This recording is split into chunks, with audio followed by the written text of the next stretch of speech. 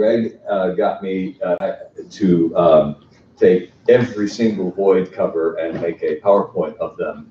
And if he wants to discuss every issue of Void, we are going to be here for a very long time. Hey, Joe? We met back in January.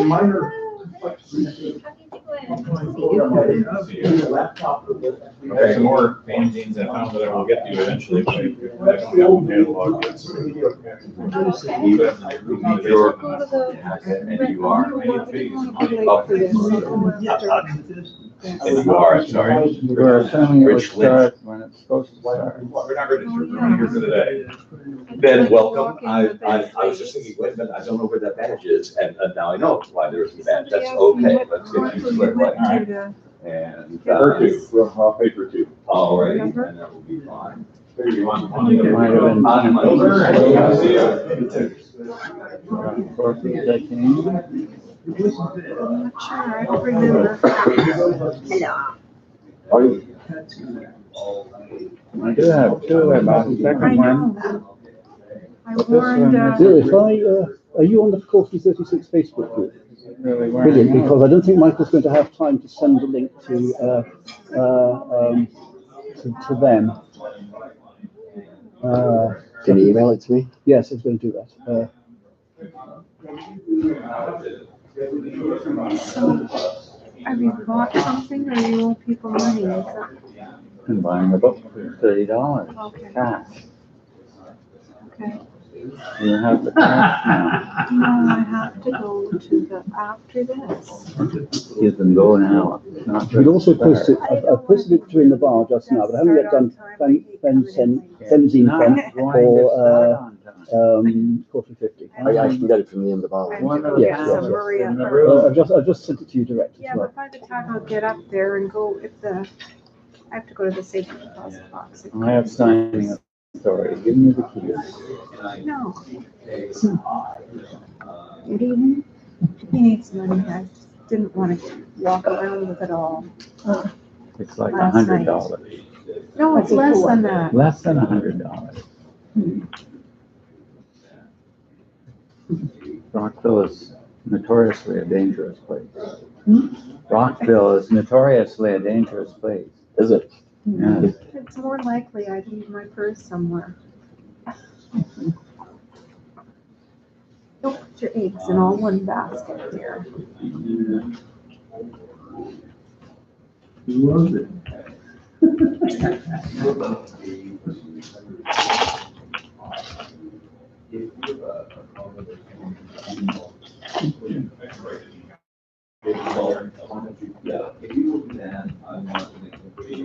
Do you see that's Richard Berger on there? Richard Berger on, sir. Oh. Reminds us of a guy in the green t-shirt.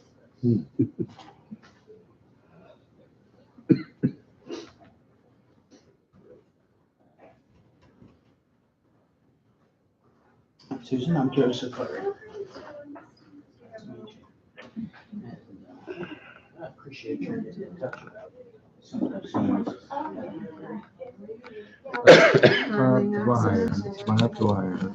Okay, so Very good. I hope you sterilized it. Yeah, we're on. Yes. For some strange reason, the image reverses on my screen, but it's okay when it's broadcast. It's weird. I'm sort of gradually getting used to it. I'm Edie. Nice to meet you. If you've got stuff, tell me or send me a note with he wants to put in a list of related links and what it means in Iowa. I've got it archived to put you right away. As long as there's something for people to look at when they click on it. Yes. Right? So that's great. So let's cross-link because the whole point is to get stuff accessible. Yeah. If anybody comes here, they're going to want to face that way anyway. What is the countdown? That's how long it's been broadcasted for. That's it. You have to go live a little bit early so you get the link Okay, it's to. going up, not Yes, down. yes. Oh, it's always continental cables. And 3 people are watching. Yep. Well, we've really got about 10 or 11 subscribers. Oh, two. It's a little bit early so far.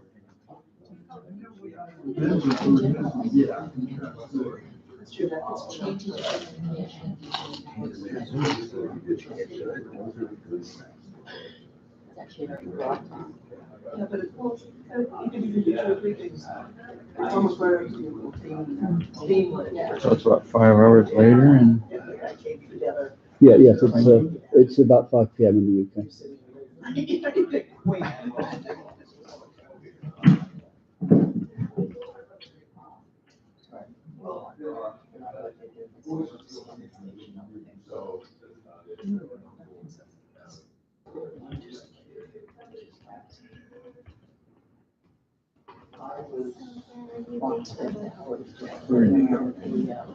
I have a question for you. Well, I've got a minute. I'm waiting for the rest of the Who is running the contest up here? He visited Bob Nadel, and he's doing at 99, longtime fan, and said that Bob Nadel has a box of correspondence dating back to the 1930s, calls from Robert A. Long. Sorry. Well, that's the whole thing. I don't know if you give it away for nothing, but an honorarium and a promise to do whatever it is, to do your thing, protecting, scanning, whatever. You might say, Kurt's here, he'll talk to you a little bit. Yeah. Yeah, see, we. No, for a couple $100, I bet you it takes them $200 to found somewhere, I know. Or maybe give it away for nothing, I don't know. But Bob is a professional dealer of stuff, and typically he goes against the grain for him to get stuff away for nothing. Goes against the grain, and go give stuff away at a low price. It's 12 a month. Yes. How do you Waiting price for the chairman. it? the other panels. Yes. However, the trains must run. Yeah. But we're waiting for them to get online. Anyway, let me get out of your way. I'll stop that connection. Maybe I can use his, and I just send it. Well, it's 12 noon. You gonna get us started? It's time for this program to begin, and almost no one Here we is go. here. All right. Is everybody there? We had the, We're only missing one now. Are we missing one? Are we? He was upstairs in the. He was, but when it comes to Corflu, we do a little bit of programming to interrupt the drinking. And so, with some people, their priorities are more adjusted. Ted, are you gonna do welcome remarks then? You're sitting on that panel. I am So indeed. You should take your place. I will take my place. So are we expecting Louis shortly? Yeah, he's supposed to, he's here. He was upstairs a little while ago.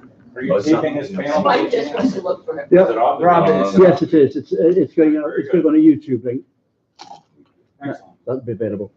Well, let's begin and hope Mr. Ortiz joins us shortly. This is the first program item of the day here at Corflu 36.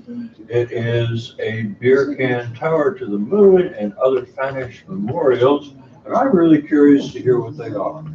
Please commence. All right. Welcome. Most of you know Joe Siklari, Fanac.org, and evidently there's a major controversy about whether it should be capitalized or not, but I'm hoping that this doesn't invalidate the entire presentation. No. Susan Graham is the Special Collections Librarian at a special collection at the University of Maryland at Baltimore County, and she, among other things, is the custodian of the Coslet Sapienza fanzine collection, and published an article, been interviewed about fandom, and so we got in contact with her. And what we thought about is that all of us, in our own way, and Louis Ortiz, who's did the science fiction fanzine reader that is just out, and is also going to be doing a boys book. So all of us, in our own ways, and I did the scanned anthology that you now have, and so all of us have been talking about ways that we take the ephemeral twill tone production of fanzines over the years, and how do we make sure that, you know, we have either our pyramid, our beer can tower to the moon, or other memorials so that what we have created as an institution lives on and is preserved. So I thought I'd get Susan to talk about what they're doing, and then we'll see how it goes from there. Can Susan? Okay, I have a whole slide presentation, but we're having technical difficulties, so maybe I'll send you the slide. There's a lot of nice pictures in there, so. Please speak up a little. Oh, I'm Right. sorry, I'm sorry. Yeah. So I said I have a slide presentation with a lot of pictures. Unfortunately. Actually, does anybody have a laptop with an SVGA connector available? If so, we can watch these beautiful slides, but I have an old projector and technology has marched on. Does anybody have one we can use for the duration of the presentation? Well, Bill is looking studiously. And the other thing is she can't get internet down here, though I can give her a Cambria password. If she get the file onto the internet, I can easily transfer it. And if anybody, various. I also have a thumb drive. I mean, I can't use the thumb drive with the iPad. There's no place to stick it. Well, I thought you were putting the laptop on that. If there's an As far as I know, your SVGA iPad is out of it. yes, Someone comes up with a laptop. if somebody, then I just have to unplug it and it's all good. Yes. Michael, my internet's fine. Your internet is Yes, it fine. may depend, the Cambria Wi-Fi connection is flaky. If it drops off, you lose your internet and you have to rejoin the Cambria Wi-Fi. And But Cambria is not it's letting okay you at the on. moment. All right. So if you've got it on a USB stick, I can send it to Michael as a Dropbox. Yes. All right. And you've got, As long as I've got a are USB you, connection. Rob, are you on my Corflu Anthology Dropbox already, or do you? No, I'm not. You're just sending I'm something. gonna have to go and get my other USB splitter thing from upstairs. Nobody's got a USB key. Oh, You can right. move it to that and then just give it to Rob. He can put it on. Yeah, that'd be great. What do I do? Oh, you have one? I have I'm one. sorry. Yeah, you have I one. didn't have one. All right. Yes. Okay. Well, welcome. We have been solid for you to get here, so everything. I'll tell you, if I Right. I can unplug my mouse and Well, he is, and all we're doing is seeing him get some PowerPoint slides moved, and then life will be good. Just so you know, I went ahead and budgeted for things going over, so even if things go over, we will still be on schedule. Send it to, Well, one way or another. I've already been accused of running the least Spanish Corflu ever, and I think I'm supposed to take that as a compliment, so we will see. Right? Are we doing that? Well, I'll tell you what, while this is going, why don't we have Joe and Louis each explain what they are doing in terms of collecting, memorializing, and preserving Spanish heritage. So, yeah. All right, my background is that I've been a publisher and trying to write some books.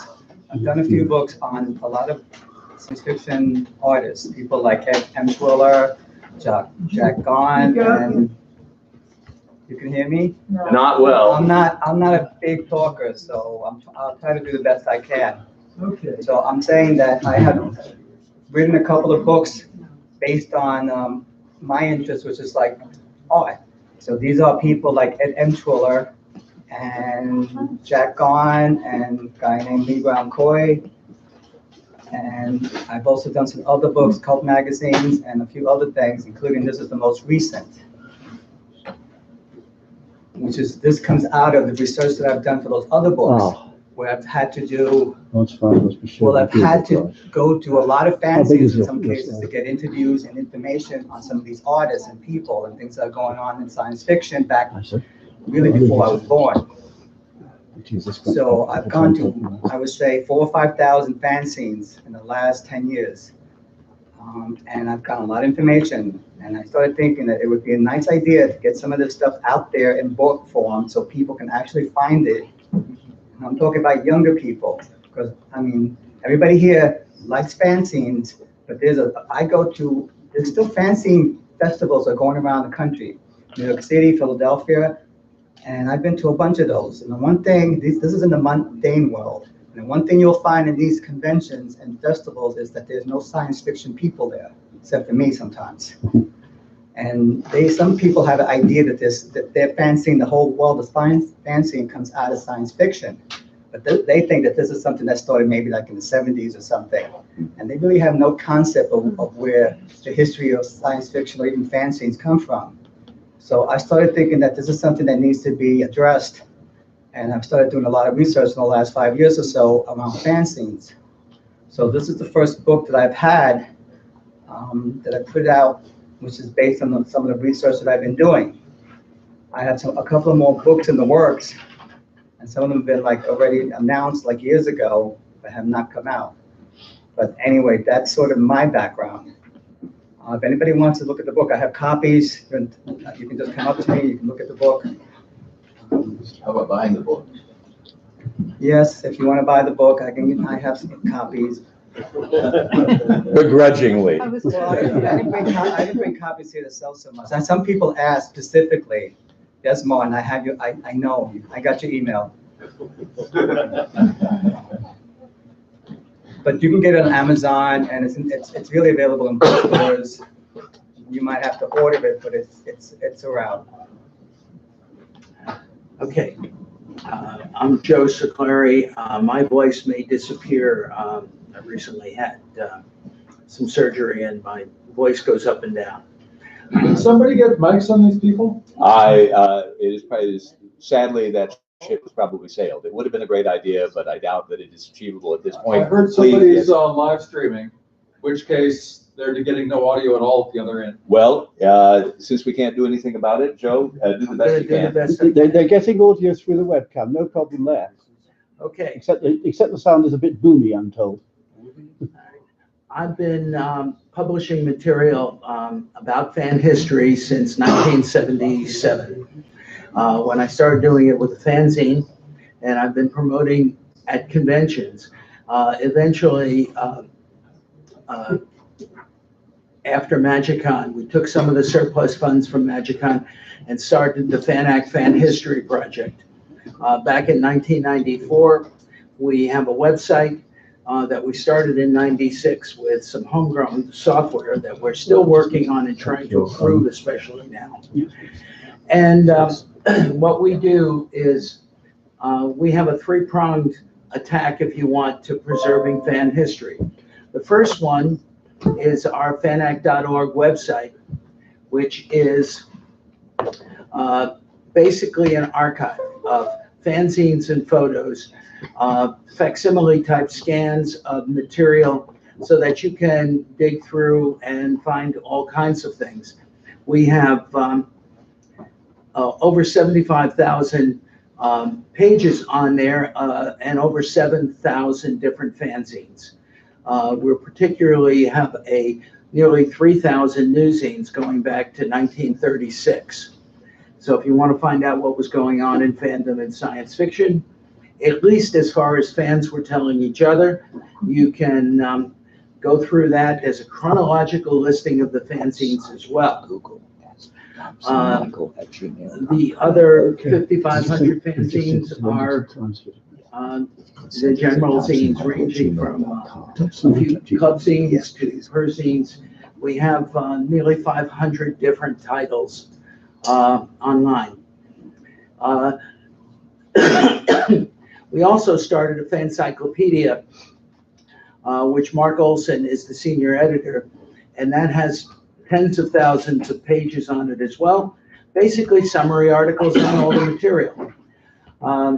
And most recently, we started a YouTube channel where we've been putting video and audio files on there. When it's an audio file, my wife Edie Stern is the person who handles all of that. Excuse me.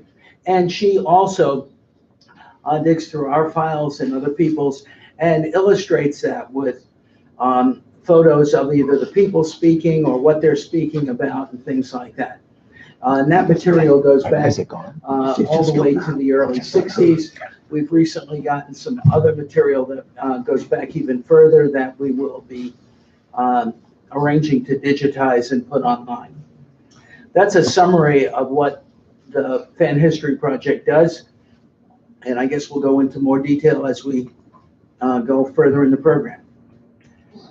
Well, while I'm waiting for this to come through then, besides sort of moderating it, my interest in this was the Fanthology project that you've all gotten. And I got really interested. This is actually something I think Ted had triggered for me when he told me that none of my fanzines looked like fanzines. And fair enough, but there is, and I certainly agree, there's a certain mystique to actually having at least the feel of twill tone and the feel of typewriting.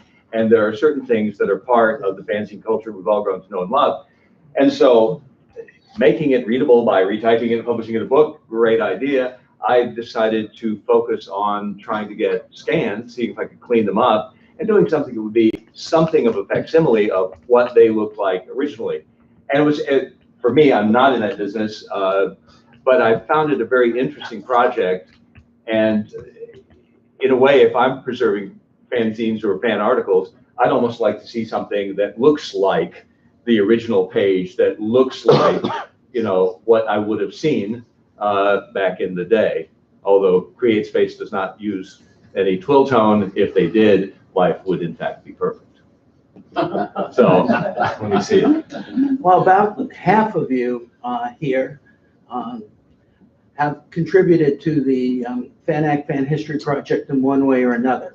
And you can find out who did it and what you need to do for that by looking. If they've got a ribbon that says, I helped save fan history, they've actually contributed or loaned us or did something to provide material to our site. We've been scanning all kinds of things. Ted has given me permission to put most of his material online, and so have a number of other major fans.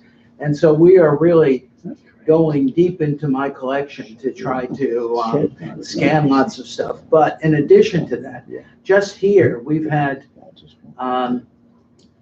nearly 100 fanzines either donated, actually more than 100 fanzines donated and or loaned to us for scanning. And so we expect that we'll probably have another 2,000 pages done before this convention is over. In fact, we're working on it right now in the back of the book. One thing I'd like to bring up is that there's a lot of material here. There is so much stuff that is almost overwhelming for anybody that's not engaged and has been dealing with fanzines for most of their lives, like most of the people here. And one of the things that I'm trying to address is the younger generation actually approaching this, or even like universities or people that are researching that will come after us, because most of us are starting to get a little long in the tooth, and we're not going to be around much longer. And it's like, what happens to all this material? Who's going to make sense of this stuff? Because this stuff is very overwhelming. I find it very overwhelming myself when I first started going into it. There's like authors and people, and the only way I could actually get into it was like just look at names of people that I would recognize and try to figure out what they were doing. This is like when they were younger, and that helped a lot. And you can branch out from that. But there's stuff that is like most people that come from a certain generation before us, I should say after us, are not going to understand all this material, all these fanzines. It doesn't make any sense to them. They don't understand the literature. They don't understand the authors. They don't understand what's going on. They don't understand the fandish things that are going on behind the scenes. That's the reason why this book, there's a lot of comment that I put around the articles and pieces that I reprinted to try to explain this to people that basically, I'm assuming, know nothing about fanzines, science fiction fanzines. So that is really the goal that I'm trying to do, because I'm a little bit younger. I was born in '65, so I'm a little bit younger than some of the people here. And it was really, to me, it's like it was something that I saw a lot of fanzines when I started doing research for the project, and I found it very overwhelming, and I didn't understand who this person was, why, what fanzines were important. Sometimes you come across some fanzines that seem to be like basically illiterate almost, and very badly put together, and I'm sure most of you people have come across those kind of fanzines. Most of us have done. Crudzy, that's the point. How do you differentiate between what's good, what's bad, what's mediocre, what's important, what's something that should be saved, stuff that's not really worth the effort of even looking at? I mean, it's a good idea that to just scan everything, let somebody else come and figure it out. Well, in some ways, there are actually some important fanzines that are incredible fanzines. Claude Degler's, for example. I went ahead and made a point of trying to scan, and we have all but maybe 2 or 3 of Degler and the Cosmic Circle. And they were online. I just scanned another 30 pages worth that Edie has not put online yet. Edie is also the webmaster for fanac.org. I'm sort of the face of the organization, but other people do the real work. I just scan and come up with material. But it's just important to look at that, because if you do read any history of it, all of you here know, Degler is actually important, not for the quality of his work, but for the counterpoint to the quality work that other people have done. Despite what John Field thinks in his fan history zine, there are a lot of really quality material, though, and that's what we try to focus on. We do put samples up of other things, and we make a point of trying to get old hectozines and things like that and make them at least legible. But in many cases, that stuff in the 30s that was done, well, actually, there's nobody here old enough to have done any of these in the 30s. In fact, anybody here who was actually publishing in the 40s? Ted, you didn't get involved until after that. So, no, you didn't publish in the 40s, Elaine. She was telling me that she's here for registration. Oh, okay. She was bringing to you. So we've already lost 2 decades worth of people, so we should be trying to preserve that material. It'd be even better. My work is to try to archive that material. Mark's work has been in the Fancyclopedia, trying to introduce it or summarize and indicate who are the important people and what people have done and what things have been out there. And so, everything is a little bit part of it. And if any of you are interested in working in this kind of area or just supplying us with information, I really want to give you one of these ribbons.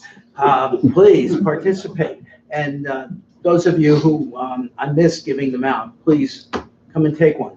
All right. So Louis extracts articles and publishes books. I did some things with printing scans. You do things for storing scans. And Susan Graham collects the actual physical artifacts. So you want to talk about what you do? So I work at UMBC. I don't know if you guys are familiar with that. We're just outside of Baltimore.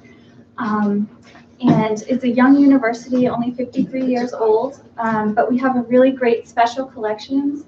We're probably best known for our photography collections. We've got millions of photographs from the beginning of photography to the present day. We also have Maryland history, a really interesting and eclectic rare books collection that has books on the occult and paranormal psychology, the history of science. We have radical literature and alternative press and comic books, and we have a really large science fiction collection. We have the Asriel Rosenfeld Science Fiction Research Collection. That includes books and also criticism and reference works, bibliographies, journals and magazines, graphic novels, and pulp magazines. And we have science fiction literary manuscripts, so manuscripts from authors like Isaac Asimov, Roger Zelazny, and Lawrence Watt Evans we just got in the past few years. We also have sci-fi and fantasy original artwork and original cover art by Frank Kelly Frias. And then we have the Closet Sapienza Fantasy and Science Fiction Fanzine Collection. How big is that? We don't know. Tens of thousands. That's one of the projects we're working on.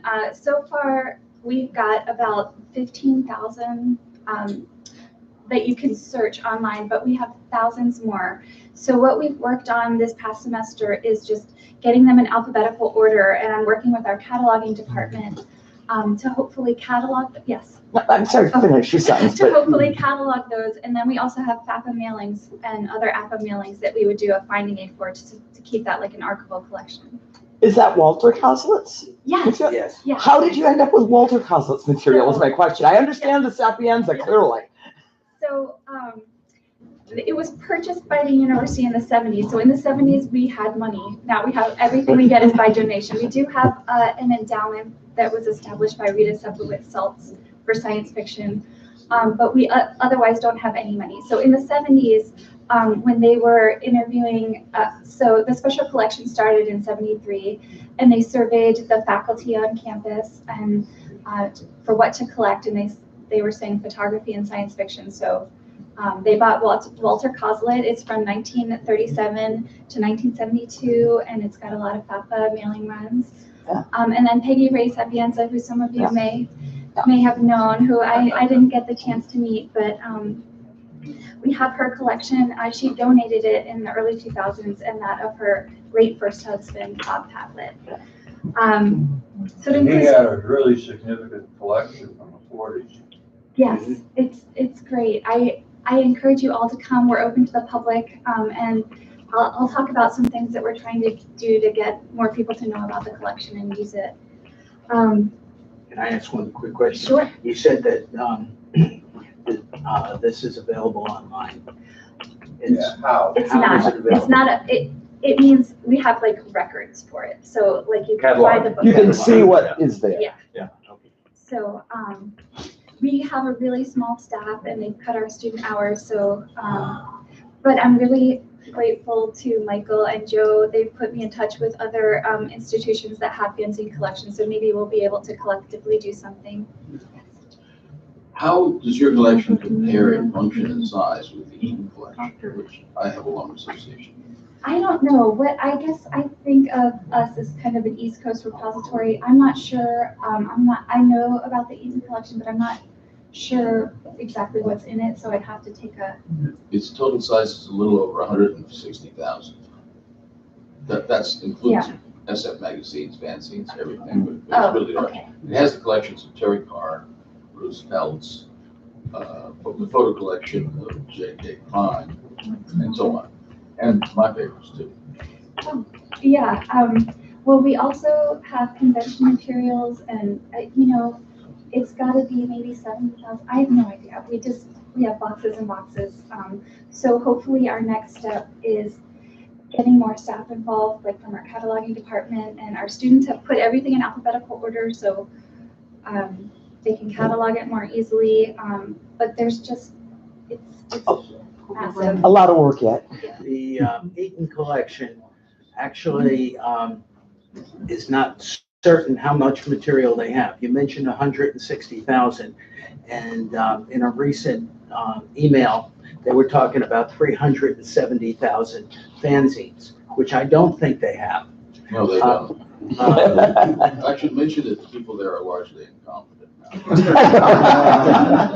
The people who were there were dedicated to doing this and used to come to conventions. Patronage of that collection is going away. Is that true? If you mean people going there, no. The university is discouraging the entire effort. It fired everybody who knew what they were doing. Yes. So do you see this as having a very likely outcome? They can't give it away or sell it. Or they could, they do swap between places. In fact, the best function they have, which was set up by Melissa Conway, who was the curator for over a decade after George Slusser retired, is the trading between collections such as, say, Texas A&M and others, Indiana. Iowa, right. And that facility and that website where they all get together, Yeah, I think that's what I just. We set up, FANAC set up an inter-university and researcher dialogue, a mailing list, so that most of them were not actually in touch with each other. Melissa was trying to get that going, and when she left, a lot of that disappeared. And so we're starting something like that at the last WorldCon. We had a meeting of people from Texas, Iowa. The person from Eaton didn't show up, even though it was a California convention. And also, that was JJ. Excuse me? JJ. Yes.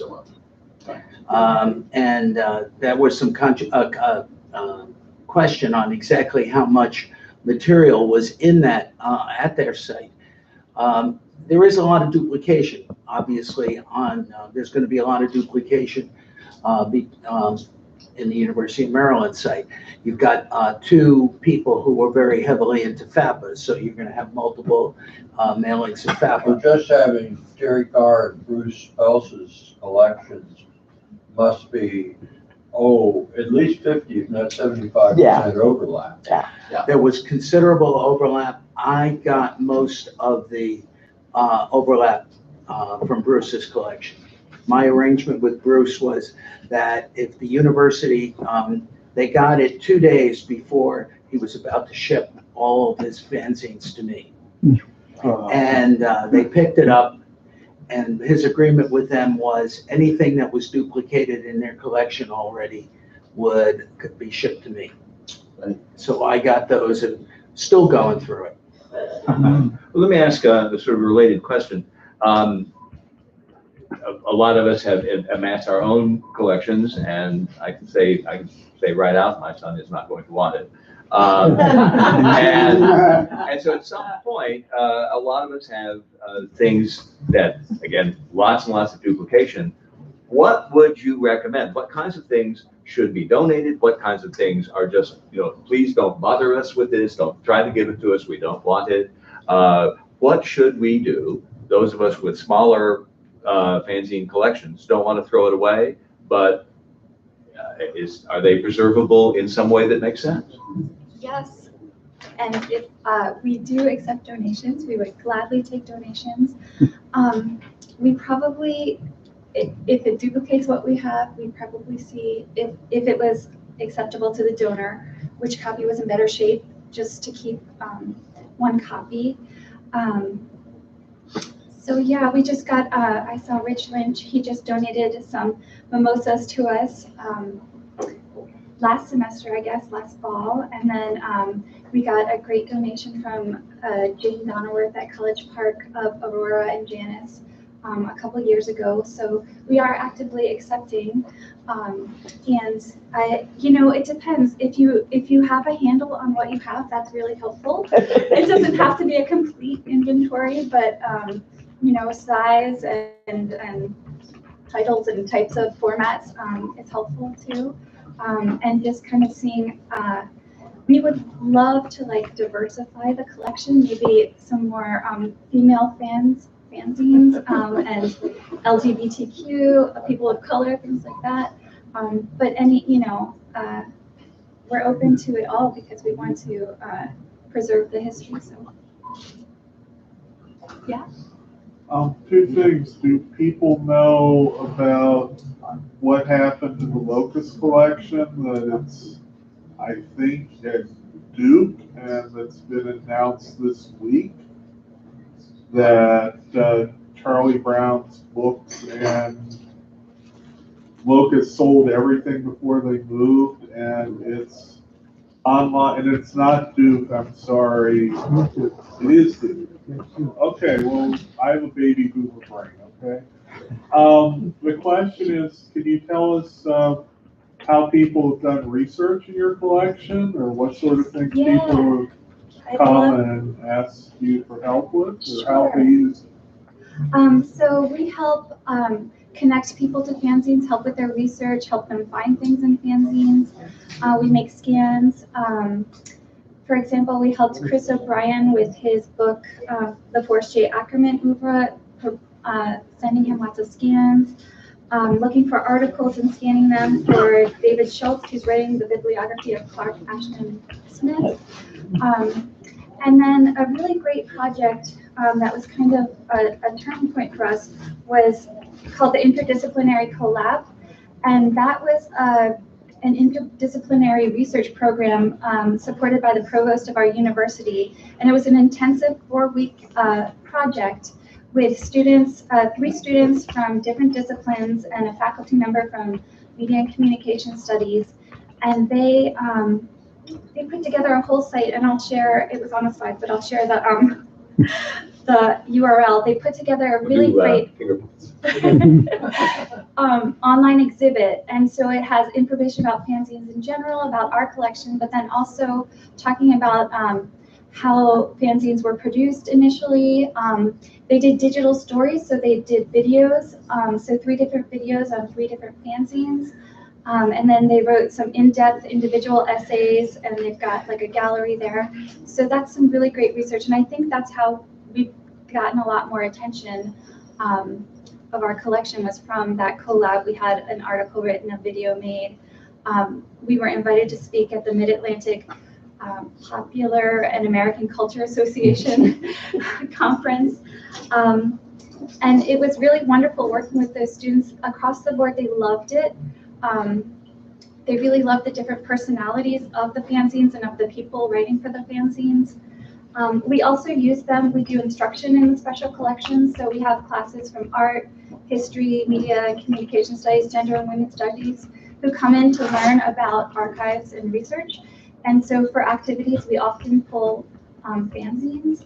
So one activity that we've done last semester was we split them into small groups and gave them each a fanzine from the 3 that were in the digital video. So that was Future Word Digest, Triton, and Imagination.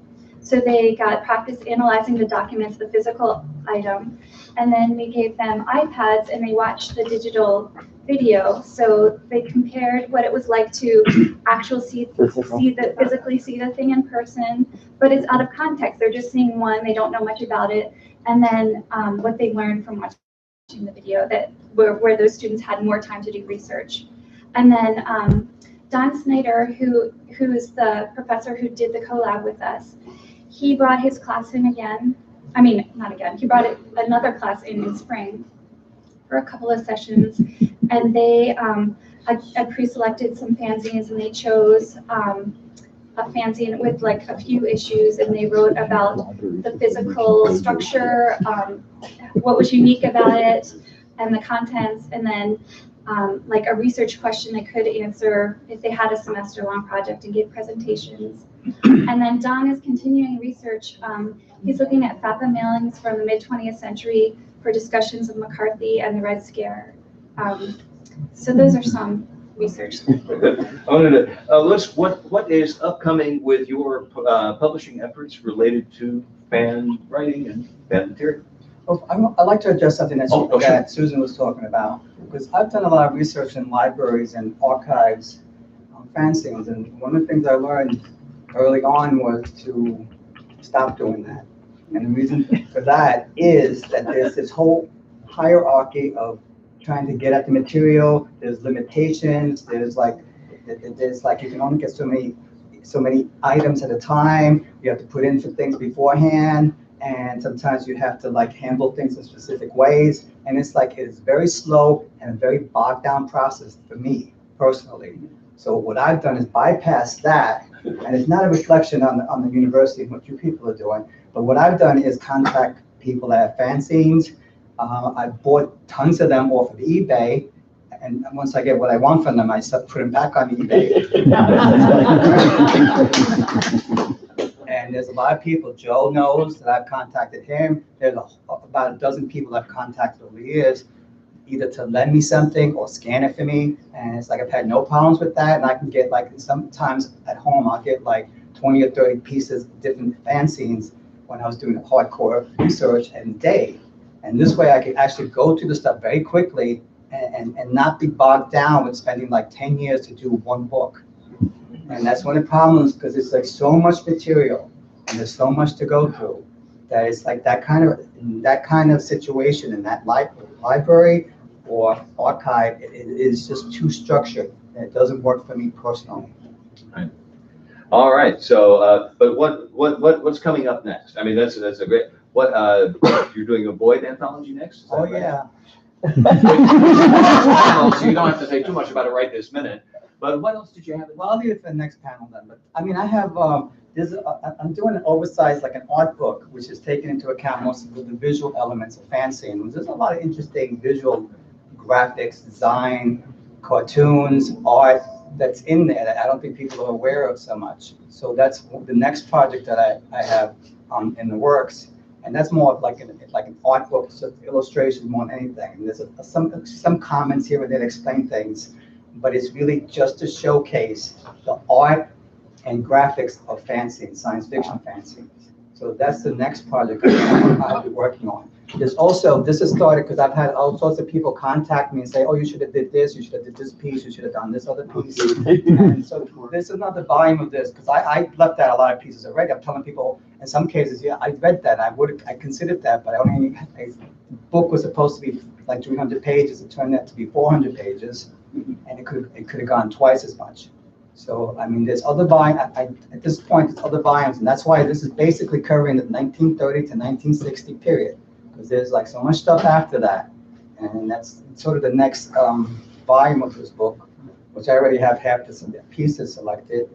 So it's just a matter of like sitting down, writing all the comments and connecting pieces. Because like I said before, This will be the last fanzine reader? No. It's gonna just cover it. I might just, at this point, it seems like I have so much material from the 60s that I would have to just cover the 60s in one whole book. And even that's not really, doing justice to the 60s. But I think as long as I stay interested in the subject, then I'll be doing more pieces. Because there's also, like Boyd one is something, and we'll talk about it more in the next panel. But there's other fancies out there that that has a ton of materials. That is you could do books devoted to single fanzines, like say Skyhook. Right, that's what my whole point. Hyphen. There's fanzines that have so much material, good material in them, that you can actually do a whole book on one fanzine. Sure. And most people, and it's like, but you have to sit there and do an introduction, explain it. Because my whole goal is not to talk to people that know what this is all about. It's to talk to people that are coming afterwards and that are trying to say, what the hell is this? What is this all about? And I go to fanzine conventions and festivals all the time, and very few of them are actually science fiction, right? Except for this place. And like I said, I talk to people. There's no science fiction there whatsoever. Yeah, they think they invented fanzine. Right. They don't even know who sawed Courtney's boat. I'm still trying to figure that one out myself. Okay, you should go for your art book, you should be sure to come to the panel later, because you got 4 major artists, fan artists, who are going to be talking. What time is that panel? That's after the Boyd panel. Yeah. Okay, I'll be here. Okay. All right, and what else are, yeah, I'm sorry. Out of curiosity, how late do you want the fanzines? I know you've been talking about the 60s and the 30s and the 40s, but how late would they be relevant? Talking to me specifically? Talking to the panel. To me, I think the 40s, the 50s, and the 60s, going sort of midway into the 70s, is like really the high point for science fiction fanzines. There's a point afterwards where it starts getting so all over the place. And it's like it loses focus, and to me, it's like I don't find it as interesting. To me, the high point, I think, is in the 50s. And there's a lot of good fanzines in the 60s, and there's a few in the 70s. And also, of course, there was some in the 40s. But I think the 50s and the 60s are where the highlight of what science fiction fanzines are. So to me, that's my focus. So my cutoff is basically 75, 76. Okay. And are you going for trying to fill in the older parts of the collection, want newer fanzines, or are just open? Both. Both. Yeah, we have current fans. Yeah. All right, and how about you? Are you like pulling in the e-fanzines archives into FanAct? No, no, we're not. We're trying not to duplicate what's on the e-fanzines. We do have some things that are on both, but Bill's material is easily searchable and such. Ours is not as searchable, although one of the requests we get all the time is to OCR and make that material available as well. But we're scanning facsimile copies just so that people will have that material available. The OCR and accessibility for that is a later priority for us. But we'll scan material. We do have some modern material, but mostly we stay before 2000. And I particularly try to preserve material, the older the better, whether it's in the 1930s. I have found, for example, that the bibliographies from the 30s, including Pavlett Evans, which is very comprehensive, are still not complete. I've got dozens at least, maybe 100 or more fanzines that never made it into their lists. You're aware of Harold Palmer Pfizer's failed attempt to update? Yes, I do not have any material from Pfizer. It did not survive his death. Okay. I do have some material that Swisher was trying to do, which is kind of interesting because it was very, very piecemeal. Isn't that what Pavlett Evans built on? They did work on some of that, but even with all of that material, it's still incomplete. So I do focus whenever we can, but scanning those older ones and making them visible, especially some of the Hecto that has faded to almost white paper, is kind of difficult. And in some cases, you lose the color simply because the only way I can preserve it is to scan it down and darken it up. But at least you get to see the words and you get to see the pictures. But for the most part, I try to do everything. We try to do everything in color, including show the paper color as well, because in many cases, well, Ted's a good example of this. There was color work, color mimeography, spot color, all kinds of different material. And that is maybe not the heart of the fanzine, but it often helps in the style and attitude from the fanzine.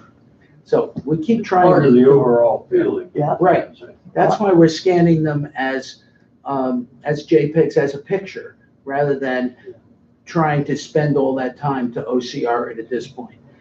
One of the things that we were just talking about, because of many suggestions here, is to do a quick OCR on some of the zines that are most plausible about scanning, and then there is no putting such them thing out. as a quick OCR. No, but then putting them out People and get all see if we can OCD. get any crowdsourcing for people to come in and help us do corrections. If we can get to a 90–95% accuracy, well, maybe some people will pitch in and try to fix the rest of it. Isn't that what University of Iowa, they have the Haviland collection? They have the Haviland collection, but they're just scanning and they're not even. But they have a section, a separate section Yes, where they they have do. people transcribing They're papers. trying. They're not getting a lot of success with that. But also their fanzines, they're doing the fanzines and they're scanning them without taking them apart, so it's not flat. So everything is all curved, so you can't OCR that material at this point. Speaking of OCR, I think the most crucial thing necessary is lots of subsequent proofreading. Oh, yeah. And I can only point to your book, Louis. I know. OCR, and I've had proof, I proofread it, two other people proofread it, and it's like. I reread one of my pieces in there and found an incomprehensible paragraph. That's probably true, but it's been progressing along. I've been- Oh. All right, we have about 5 minutes. So we'll take a couple of questions and then closing remarks from each person. So actually, you had, Jim, why don't we start with you? Earlier, you said that you found that there was no one here from the 30s or the 40s. I would suggest, for those of you who are seeking the past, you might find out how few people there are in the following decades by a show of hands here. It'll give you some measure of how desperate. All right. Those surviving members of First Fandom? By which definition? I mean, people who were active in any part of the 1940s? People who were active during the 1950s? Fair number? I mean, that's a fair number. Fairly fair. Right. People who've been active, were active in the 1960s. Most, yeah, there's people who first became active in the 1970s. Okay, between the two. People who joined us in the 1980s. Wow. And people who have joined us later than the 1980s. So,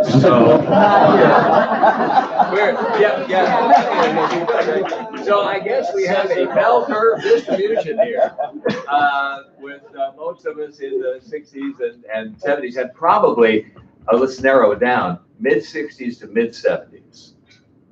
Is that What most? year you say is mid-70s? 65 to 75? Yeah, something like, I mean, I'm not that. Oh, come on, 73 World Cup. Yeah, right, and I was just wondering whether most of us were in that middle group. Mid-60s. But yes, mid-60s, right. I have one quick comment. The Harry Warner collection was bought by the chief executive of the Heritage Auction. Right. And when I was in Dallas as a guest at FinCon, he invited me over and showed me a room full of Harry's collection that two people worked full time on, and this is years ago. And it was quite large, but he did not intend to preserve it in any way except just keep them in good order. That's it. So there's a separate private library sitting there on the top floor of the Heritage skyscraper in Dallas.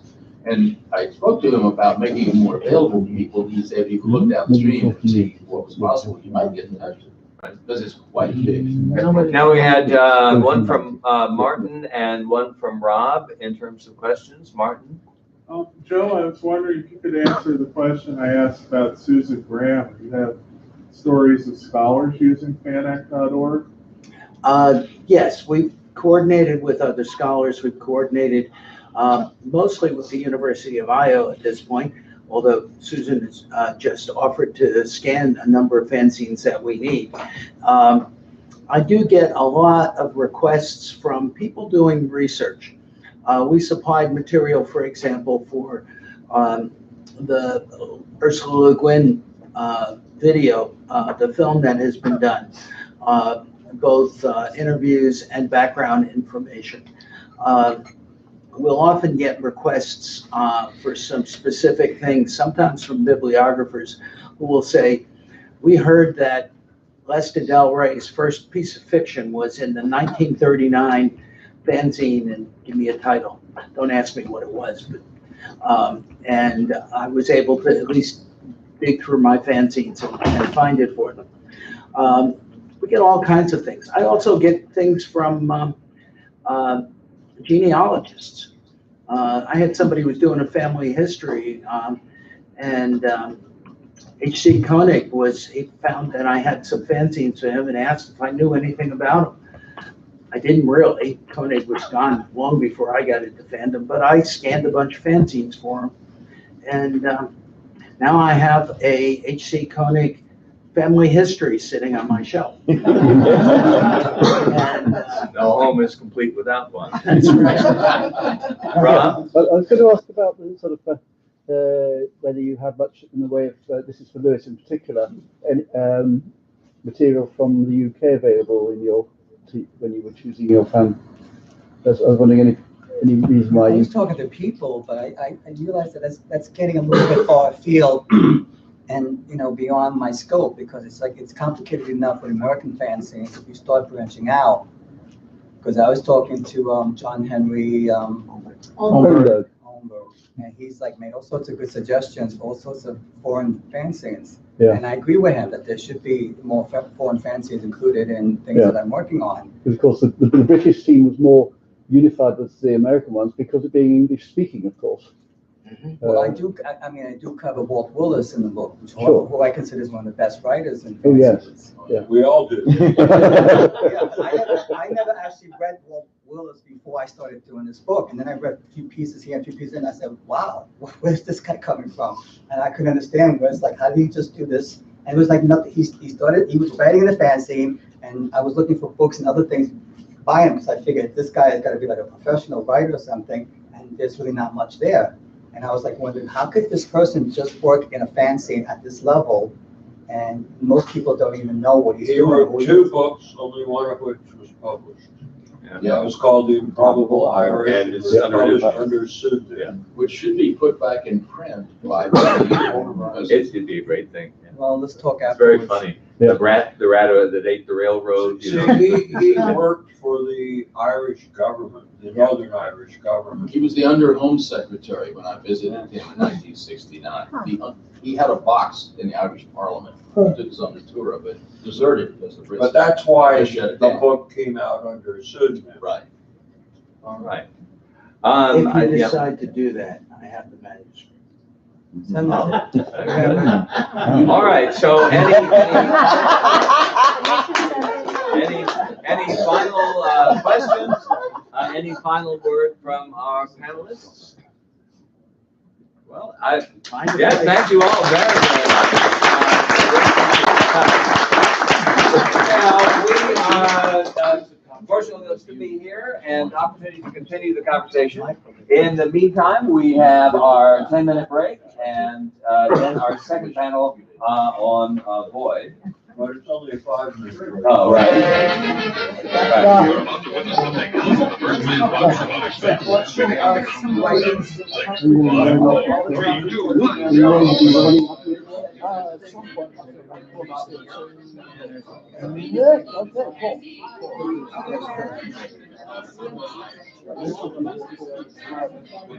Understandable.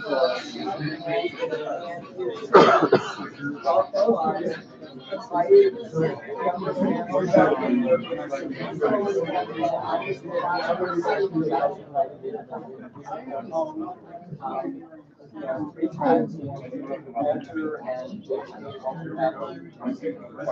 was going to mention all the which journals I had put online. Apparently, they're all much too recent to be of any interest to anyone. Well, that's our.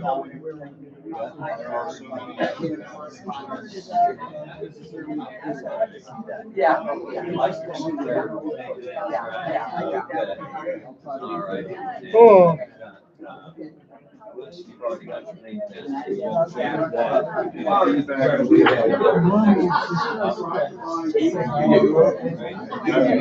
Somewhere in there.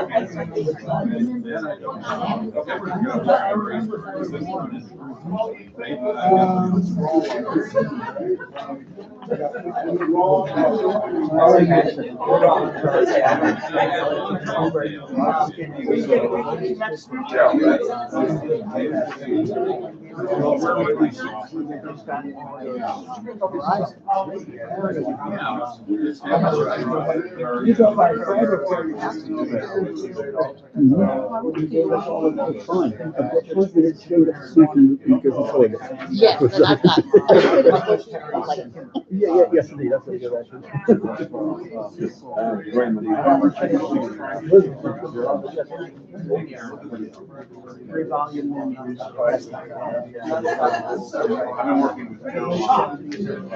It's took me a while to get it all.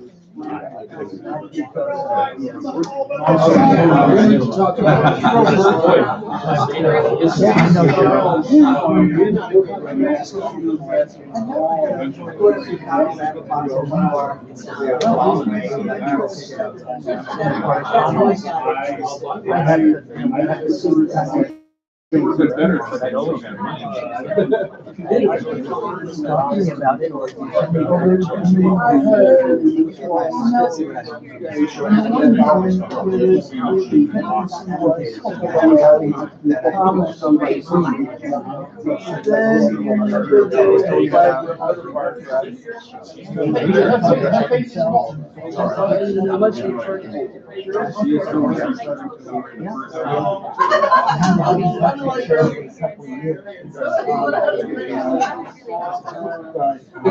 But you know, I can't say it looks like that. I was like, I'm really.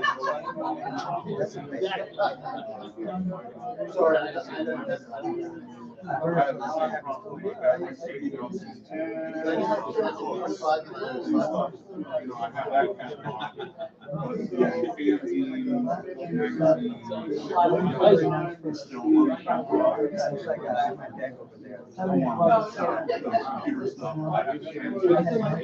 Yes.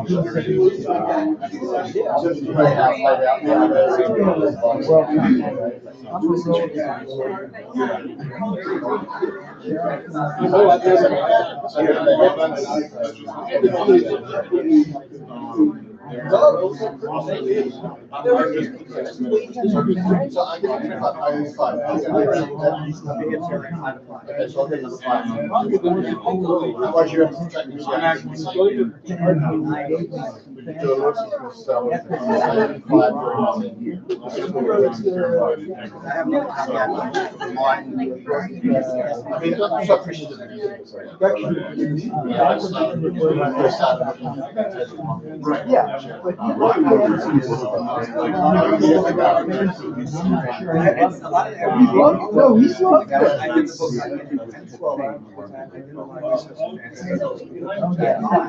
I've read a lot of research. There is I haven't read it because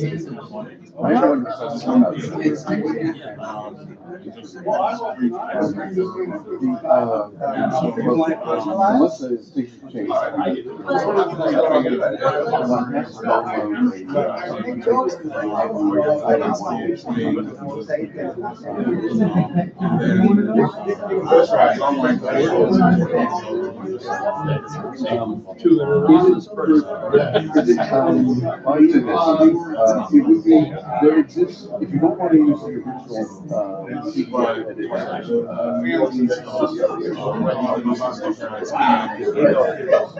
there exists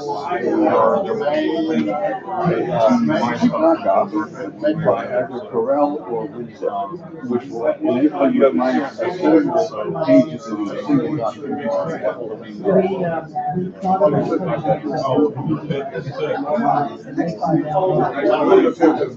Good luck. That's why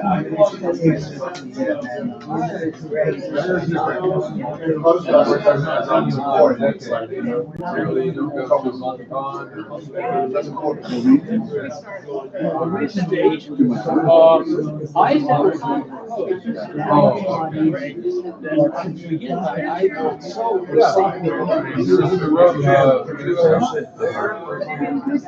I think it's good. How's it going?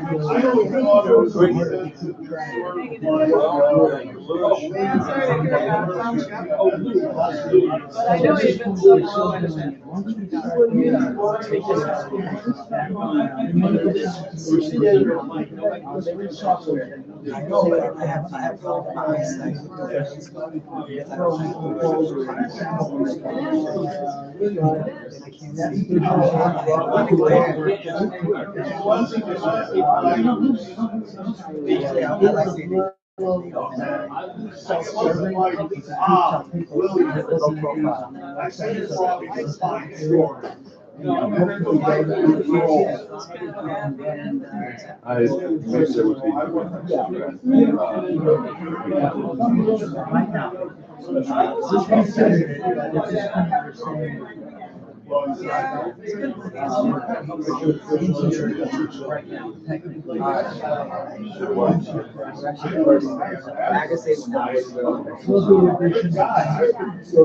our site has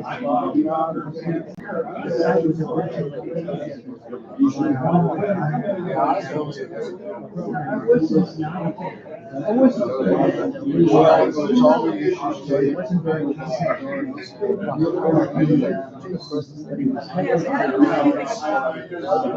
I can be grateful that We're out of there and talk about the.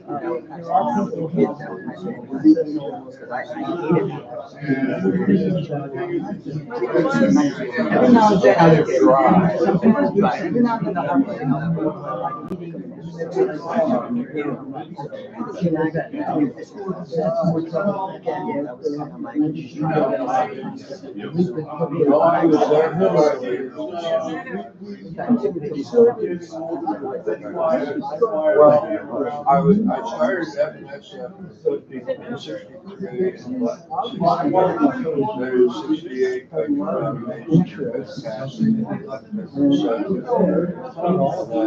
Well, '79. Can I give you one of these? Oh, yes. Thank you. I was getting ready to drive to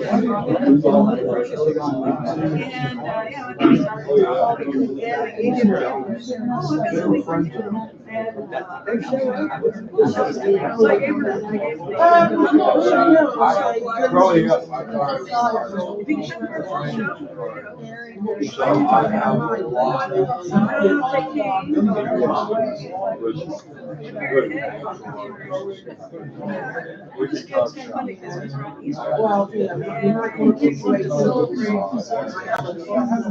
I like to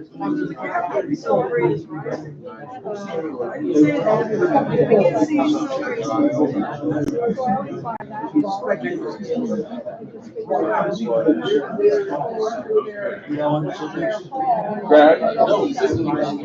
Yeah. Greg, the one thing is that to operate a classroom, you have to touch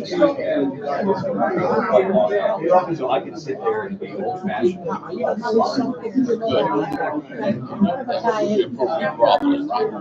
That's right. Yes, yes, yes. Okay, you're one.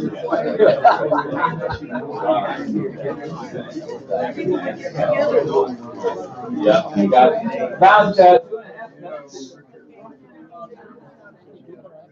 I have not seen him today, which surprised me.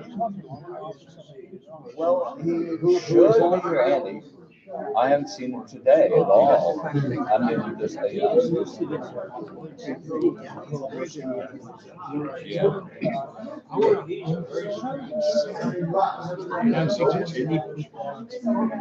He has, he gave me a catalog of 60 items. There are 40 items that add in, and I have no idea how he did it. I know, that's what we did. I looked at it and said. So I was hoping, It was lime chicken? No, I think I got an original, classic, whatever they're, yeah. I enjoyed I had the lime chicken, it's very good. I mean, it's easy to. Oh, yeah. Like some water. Well, Murray wanted us milkshakes. We walked over to Five Guys to get a milkshake for him. On the way back, I thought, well, that's not really close. Went into this place at the corner, but one area and you walk through a joint door or doorway.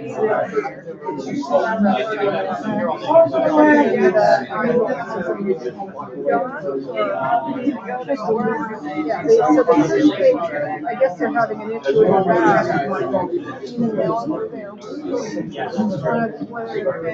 It's quite a while.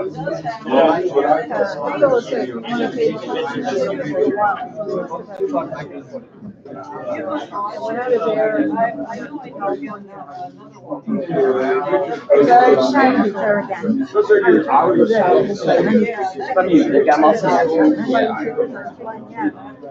Very nice. And easy to get, well enough to be, yeah.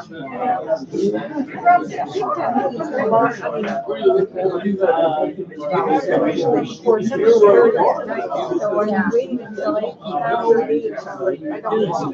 don't know. And actually, we do the same thing.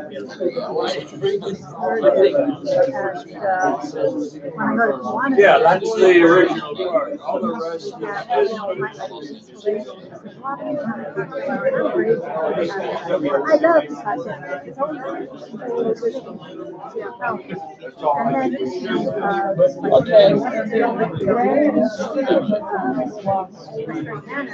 then they'll have the cocktail hour, they'll have salad, pasta course. But by the time I do the cocktail, Okay, it is the second showtime. And today we have, for your pleasure, Boys Live.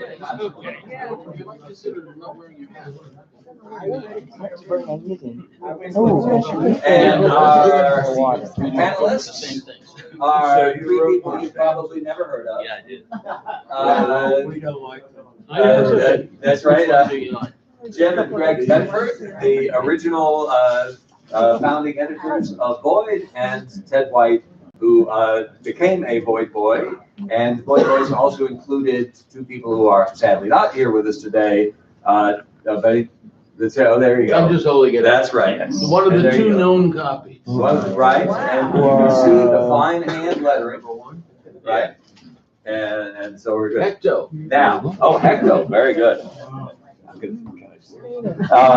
Because the iPad won't stretch over there, I'm going to be old-fashioned and be the slide guy, so I'll let the tenured professor talk and I'll just respond when somebody says slide. On the other hand, I will get my revenge if I started with this.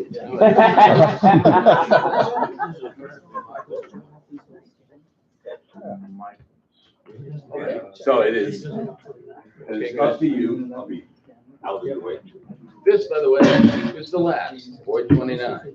Deceptively titled Fan History on its first page. Yeah, we need to check that. Which of us is right about what's in there? Right. Yes, John. While you watch. So what do we first? Toward the end, I think. So there's Void 1, and I just held it up with the actual copy. Here's a better copy. Yeah. There were approximately 10 of these made.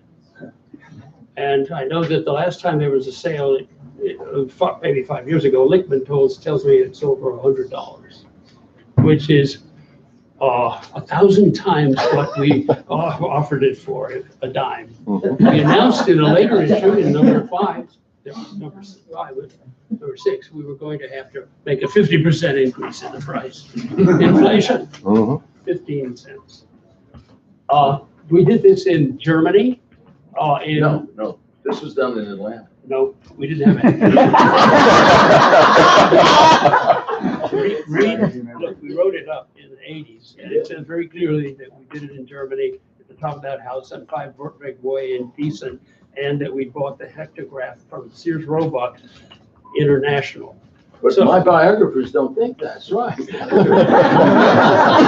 Biography is a form of fiction. It was done in January of 1955, which means it's 65 years in the past.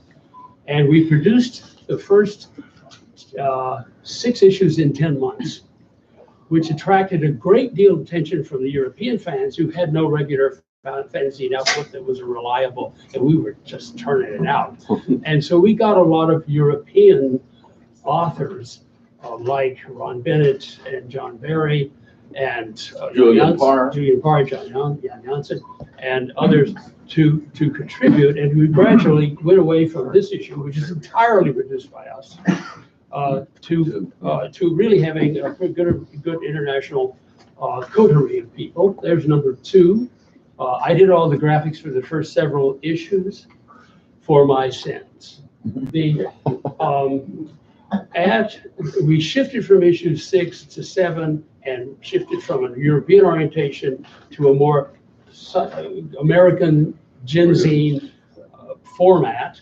And there on to number 13, he and I were the only editors. We moved to Dallas, and numbers 11, 12, 13 were done in Dallas. By that time, we actually had a rotary mimeograph. In Germany, we had bought a flat. We get some quotes from the covers, we can't see them. Yeah. Well, stop strangely. It is I want to have the book. You're not talking about Void 15. Catch up. Okay, well, what about the covers? Well, let's see, They're all I can, okay, Void 1, Yeah. Yeah, we've seen that. Void 2, Yes. It's this way. Void 3. Yes.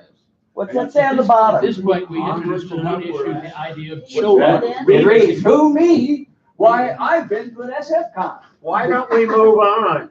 We are. No, we're not. And this one, maybe it isn't plugged in. Let's see if it's plugged in, yeah. What years were these? This was all in 1955. Yeah. Although we haven't gotten to 56 yet. Let's keep You going. ready to go? Next All one. righty. Still 55. We had for the first time, so a person who was real artistic talent at the cover. That was Terry Jeeves, wasn't it? Yeah, Terry Jeeves. Yeah. And then 6, where we began to shift toward Genzine, and we had Julian Parr and Ellis Mills, now forgotten, early fan, in 3F kind of guy, who was in the Air Force and was in Germany. And number 7. Didn't help. This is, I think, a classic, and I'm going to take one of my 2 copies and put it into the auction if I can negotiate a deal with Andy Hooper. Today's auction. This is this is not the Metzger cover. This is, who did this cover? I can't remember. I can't remember either. It's about a guy turning the crank on a Mimeo. But we were using a flatbed Mimeo, which I don't think anyone else has ever heard of, which are available in Europe, in which you basically went down, the stencil went down and you inked it, and it came up and you pull the page out. It was really like, like the same kind of technique. Like silk Same- screen. Yeah, Right, yeah. the same technological era as the pyramids, I think. And so it was a lot of work, but we had a lot of time. Number 8 was the shift over to color paper. That's Eddie Jones art. And we had they were starting to get thicker issues, and we were talking about the fact that we are going to have to make 100 of them. By that time, the hectograph was history because it lasted only 1 issue. But this was still flatbed. But we were still in Germany. It was 1957 by this time. Next. And there we are at the time. In Frankfurt. Yeah. But me being a bit naive and Greg being cynical.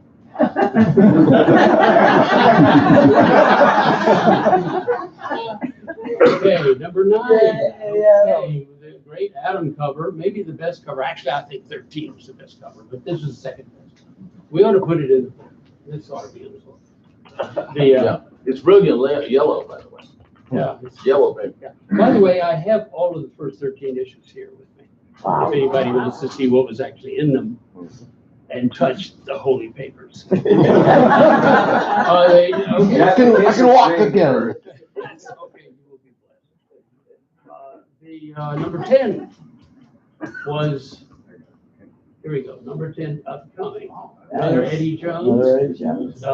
You can't say this is pointless. Points going in several directions. And it was the last Jones, I think. Number 11, on the other hand, we were in Dallas. And this shows our move to Dallas, and the caption is basically, Let's see. what is our first step in the overthrow of Dallas fandom? Notice that your Void logo has changed with this issue. Yeah. You've lettering guide. different lettering. Yeah. That's not a lettering guide, is it? Yeah, it is. No, it's hand letter. It's hand, in my hand, yeah. That's a Renault Dauphine. We got our first car with yellow It was headlights. actually a little bigger than that. Yeah, the issues of Void are on top of it. And I was I was beginning to get somewhat heavy at that point, probably 170, 180. Who drew that? Jerry Hines, who's a really talented fellow that we met in high school in Frankfurt and did several illustrations. You will see several of his in the following issues. We met with him again many years later at the University of Oklahoma, and yet again in Southern California in recent years, where he has become an evangelical Christian. And is in poor health. Well, yeah. Well, first the Air Force, then Christianity. It's Right. And number 11 is another Heinz cover, I think. I mean 12. 12. Okay, that's another Heinz cover. Yeah, self-referential cover. This is double tasking. And the final issue in our hands, number 13, which is the best issue.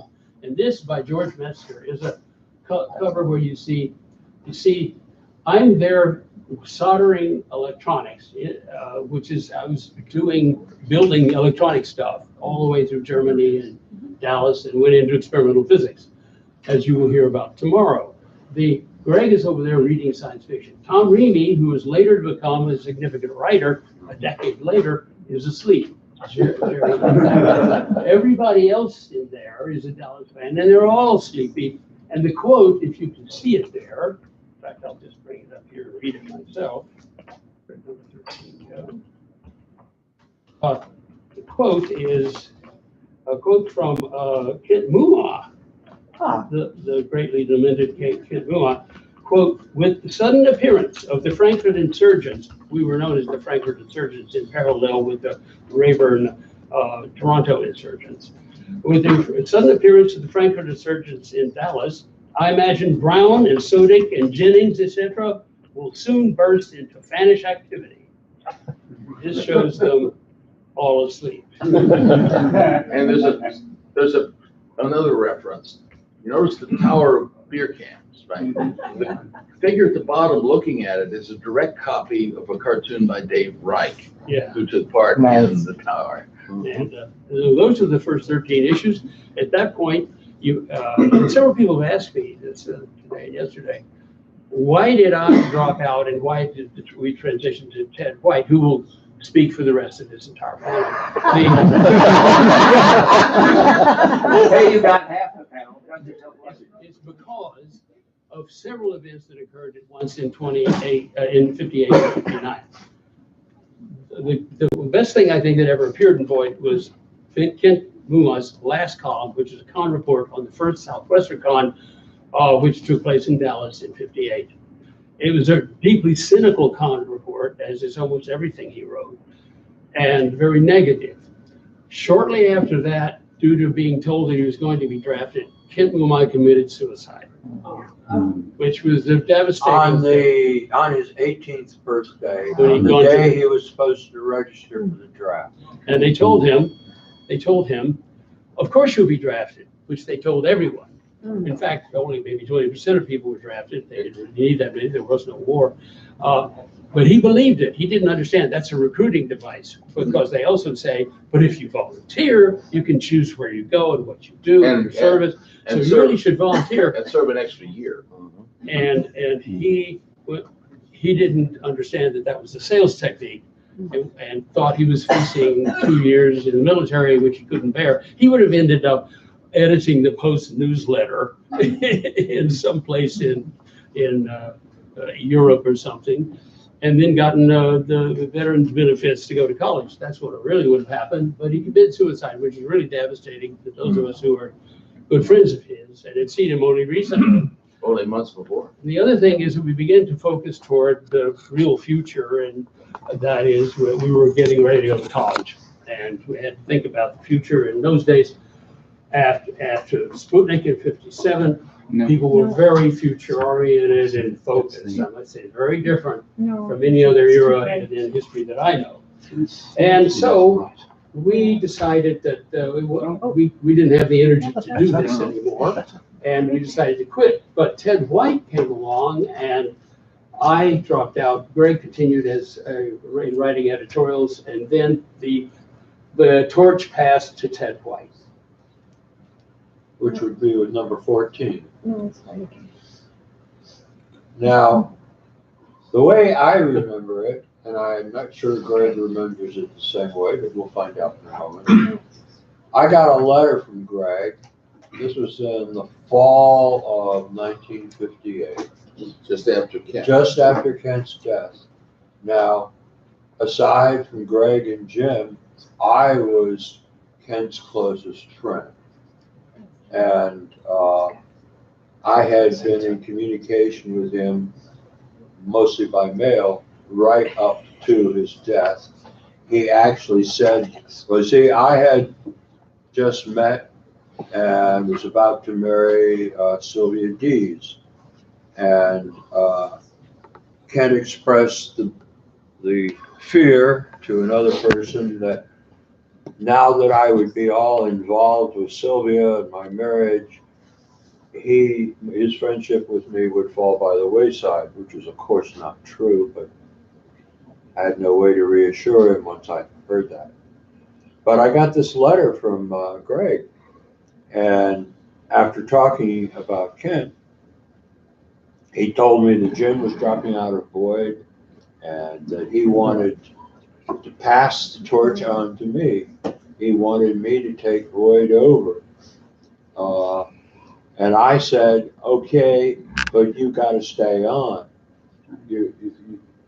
We need continuity here. I mean, I was doing a fanzine of my own called Gambit, which was a modest little fanzine that was picking up some steam at that point. And I could have happily continued doing Gambit, but I saw Void as a challenge. You know, it wasn't going to be a fanzine purely of my own conception. I was stepping into a fanzine that already had an existence and a tradition and all the rest of it. And I felt somewhat defensive because I did not want people to think that I had sort of stepped in and taken over in a way that implied that I was imposing myself on somebody else's fanzine. I think that what followed, the Void that Greg and I did, and then that Greg and Pete Graham and I did, and then that Terry Carr, Pete Graham and I did, I think it turned out to be a really good fanzine. I mean, it wasn't perfect, nothing is, but we did an awful lot of good stuff in it. Now, initially, I was trying to do it monthly. So. And you did? The first issue came out around the beginning of 59, like January or February. I don't remember. Are they dated? I can't tell. This one is not. Yeah, but it was January 55, I remember it. 60. No, 59. I mean 59, right, yeah. Oh, he just showed me the 55 date on Void 1. But until that summer, I was producing them on a monthly basis. Number 15. First. Oh, that's a shot of us at the 1968 World Cup. Yeah. It was the only shot I could find of us together. Huh. Okay. And look, Bacon. He had a vest. And here's 15. Arthur Thompson. Yeah, now, when I did all the art stenciling for those Voids. And you did all the production. Yeah, pretty much. When I stenciled that cover and at least one other Adam, it seemed to me that there was this draftsmanship-like perfection to his line.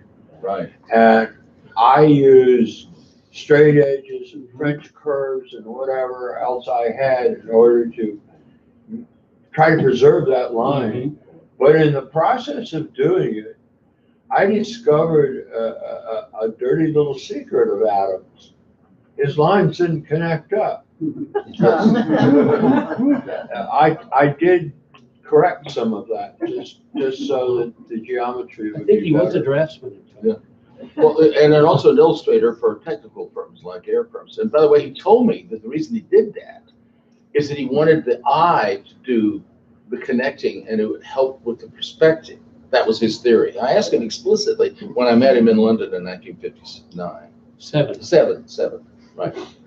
Well, anyway, let's keep going with these. That was 15, 16. There's another atom. 17. Read the caption. The caption. He saw a photo of Miss Bardot, and we had to explain the facts of life to him.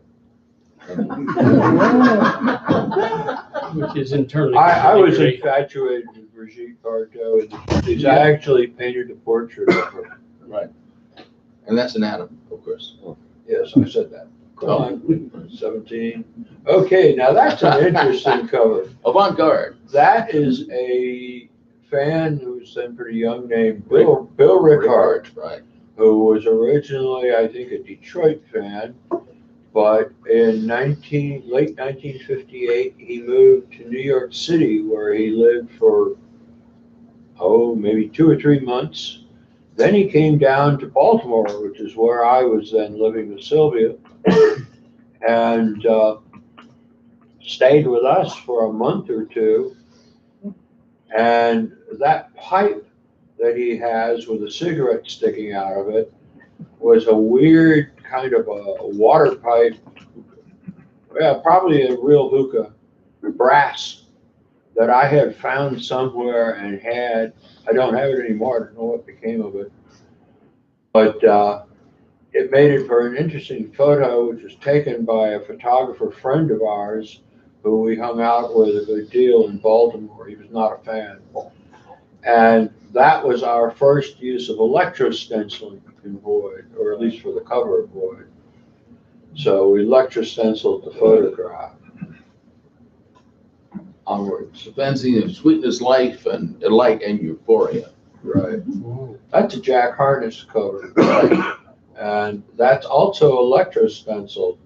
I had done Zipatone shading on it. And Jack Harness had lived in D.C. Starting in late 55 until 58. And we hung out a lot together. And I collected a huge sheaf of his artwork because he was one of those artists who was always drawing all the time. Whatever else we were doing, there was something that he was drawing. And I tended to pick up most of them. Yeah. Then he moved to LA and became a clear. Well, no, he moved to DC to become a Scientologist, and they moved him to LA. But ultimately, you could only be a clear in LA by that time. Yes. Well, it was one of those receding horizons. The closer you got to it, the further away. Yeah, right. And ultimately, Jack gave up on Scientology, but it took him longer than it should have. All right, onwards. Yeah, yes. Okay, that is a picture of Kent Mumaw at MidwestCon with myself and John Magnus. And that is also electrostenciled. I had found this place in Baltimore that made electrostencils, and so I took advantage of it. Was Mumaw still alive when this was published? No, but he was alive when the picture was taken. Thankfully. I saw him at He was dead for a year by then. 2 MidwestCons. He was at the 58 and the 57 MidwestCons, and that's where we first got to know each other. I ran off his fanzine for him. I mimeographed his fanzine Aberration. Right. If you type Kent Mumaw into Google, you will find the memorial site his sister put up, complete with funereal music and a bunch of stuff about his activity. It's still there. Now, I should have mentioned that earlier in Void 15 or 16 or both, because it was in 2 issues, we serialized a piece of fan fiction by Kent. And as you all know, fan fiction is fiction about fans, not about TV shows. And Kent had written this piece about this confrontation of 2 very different BNFs at a convention loosely based on the Southwestercon that he'd gone to, where MCB Marion Bradley had been. And MG car, he told me, I think he sent it to me, didn't he? What, the story? Yeah, or did he send it to you? I forgot. He must have sent it to us, because we were Neither. editors then. His mother sent it to me after his death. Was that it? Okay. He had been working on it, I knew. And it's sort of his magnum opus of sorts. He had come and stayed with us for 2 weeks in Dallas in time for the first con in Texas, the Southwestern Con in Dallas, that we have put on. And then went on bus all the way back to Ohio, to Cincinnati. Yeah, to his dad. And Kentucky. Yeah. But he wrote this story, and after I published it in 2 successive issues of Void, I also published it as a standalone pamphlet. Right.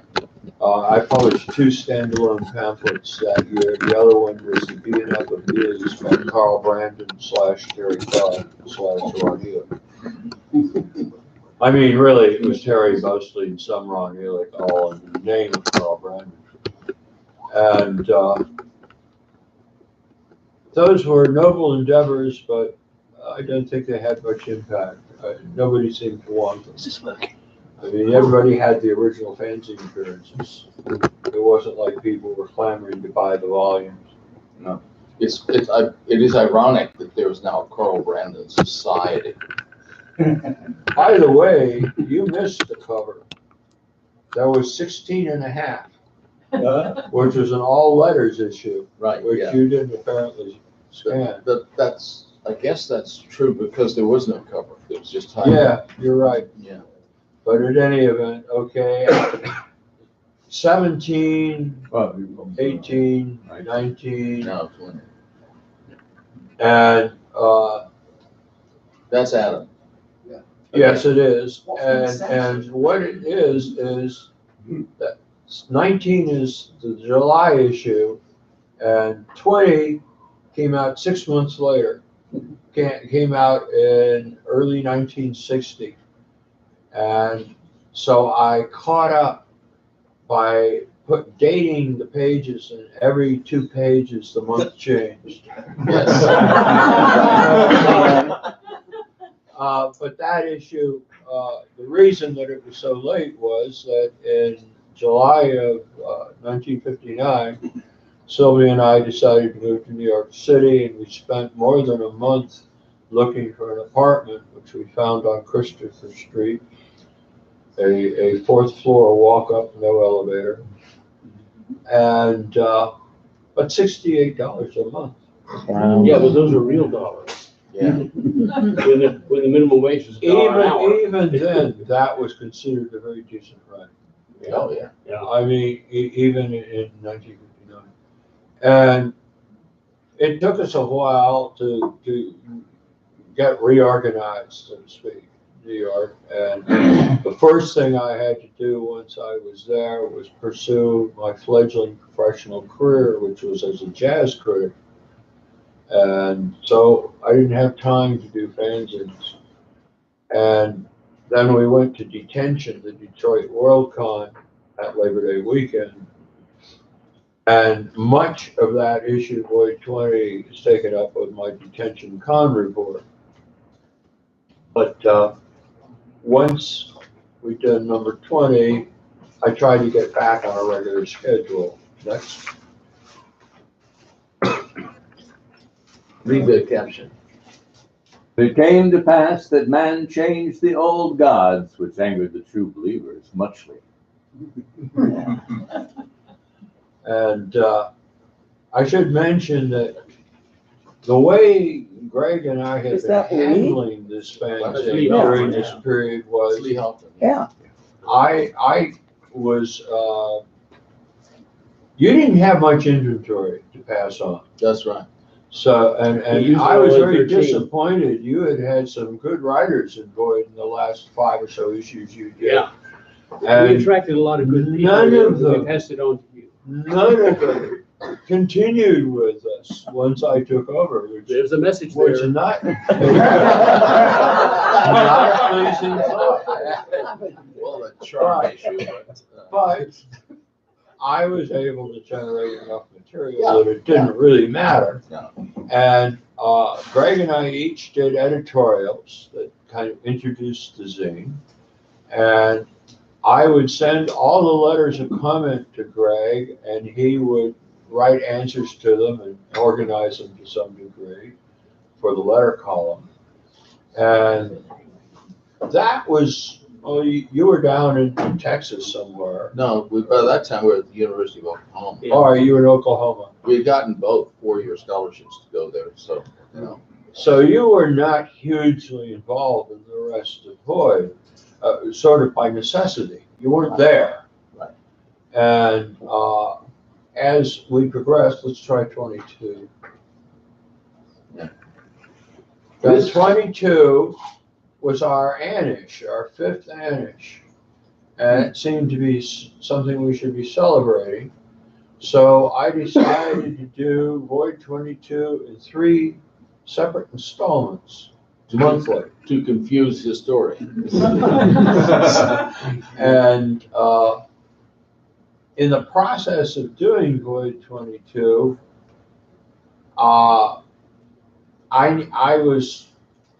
needed help. I needed help with the actual physical work, typing stencils and all that. And consequently, I brought in, I think Walter Breen was only involved with one of the 2, or one of the 3. And then he typed some stencils for me. Yeah. He didn't do anything editorial, he just typed some stencils for me. In those days, Walter Breen was not badly thought of. No. But he quickly discovered that there was no one in any of the Void staff of underage. But in any event, with the 3rd installment of Void 22, we brought in Pete Graham.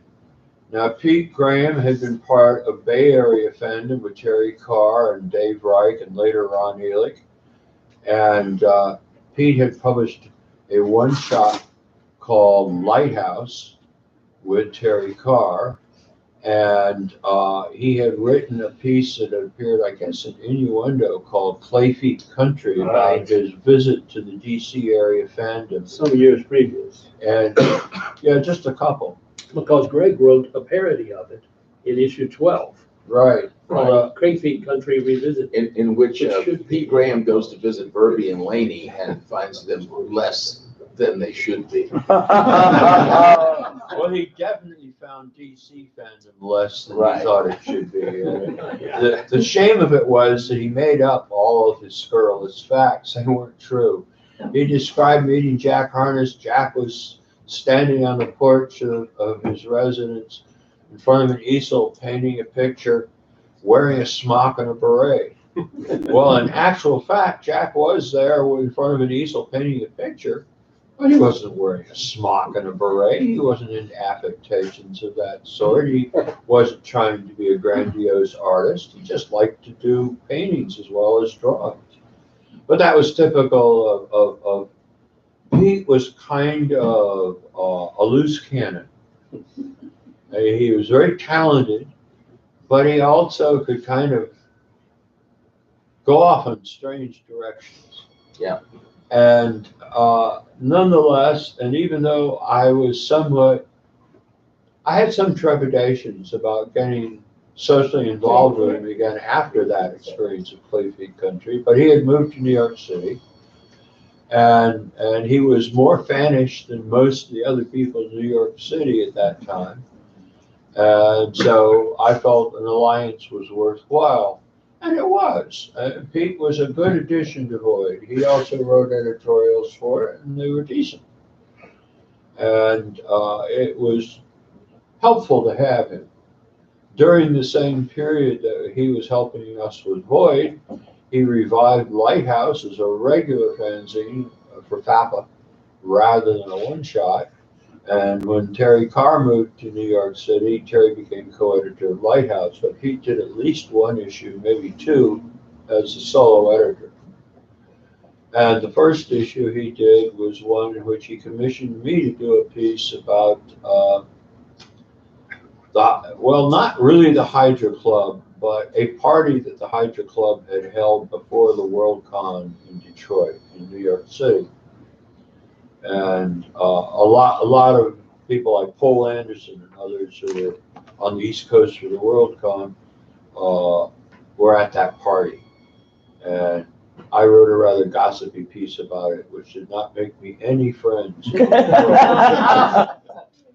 And I blame that for the fact that I was banned from the Milford Conference even when I deserved to go. Well, Yeah, Pete was like that too. You sow seeds and you reap what you reap. And that's what I reap. I know. Some people collected fanzine, other people collected enemies. So let's do both. Simultaneously. So then in well, let's see. Let's continue with these covers. Let's get past Void 22. All right. Yes. Void 23. The beginning of the Bob Stewart multi-page covers. One day there was a knock at my door, and Bob, when I opened it, Bob was at the other side of it saying, "Ted, I have this really great idea for Void covers." And he did. And the way they were originally conceived, there were always an odd number of pages, either 3 or 5, but until the end, 3. So that the 4th page was the true cover. I don't know if you have that. Yeah, we do.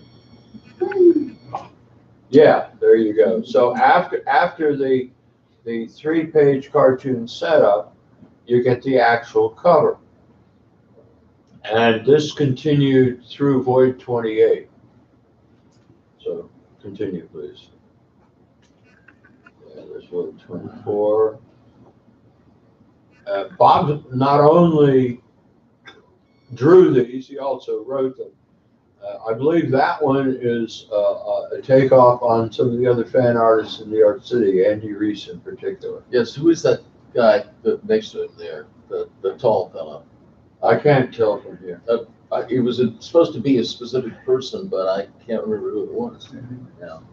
Well, if I had a better look at it, I could tell you, so maybe a little later. Continuing. Yeah.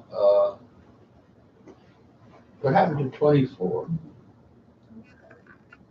Oh, I see, right, 23, 24. There was 24. Yeah, I don't think I had But you don't have the third page or fourth page. No, I didn't put all of them in, thinking we would run over. Now, this one, Terry Carr, yeah, you don't even have all the pages of that, just the final page. See Terry down at the lower right of the first page? Terry Carr came to New York City that summer. Terry's first marriage to Mary had broken up, and he was working in a university library in Berkeley, and it wasn't a job that was going to take him anywhere he really wanted to go, but he hadn't figured out what else he wanted to do. But he and I both knew he really wanted to be a professional writer.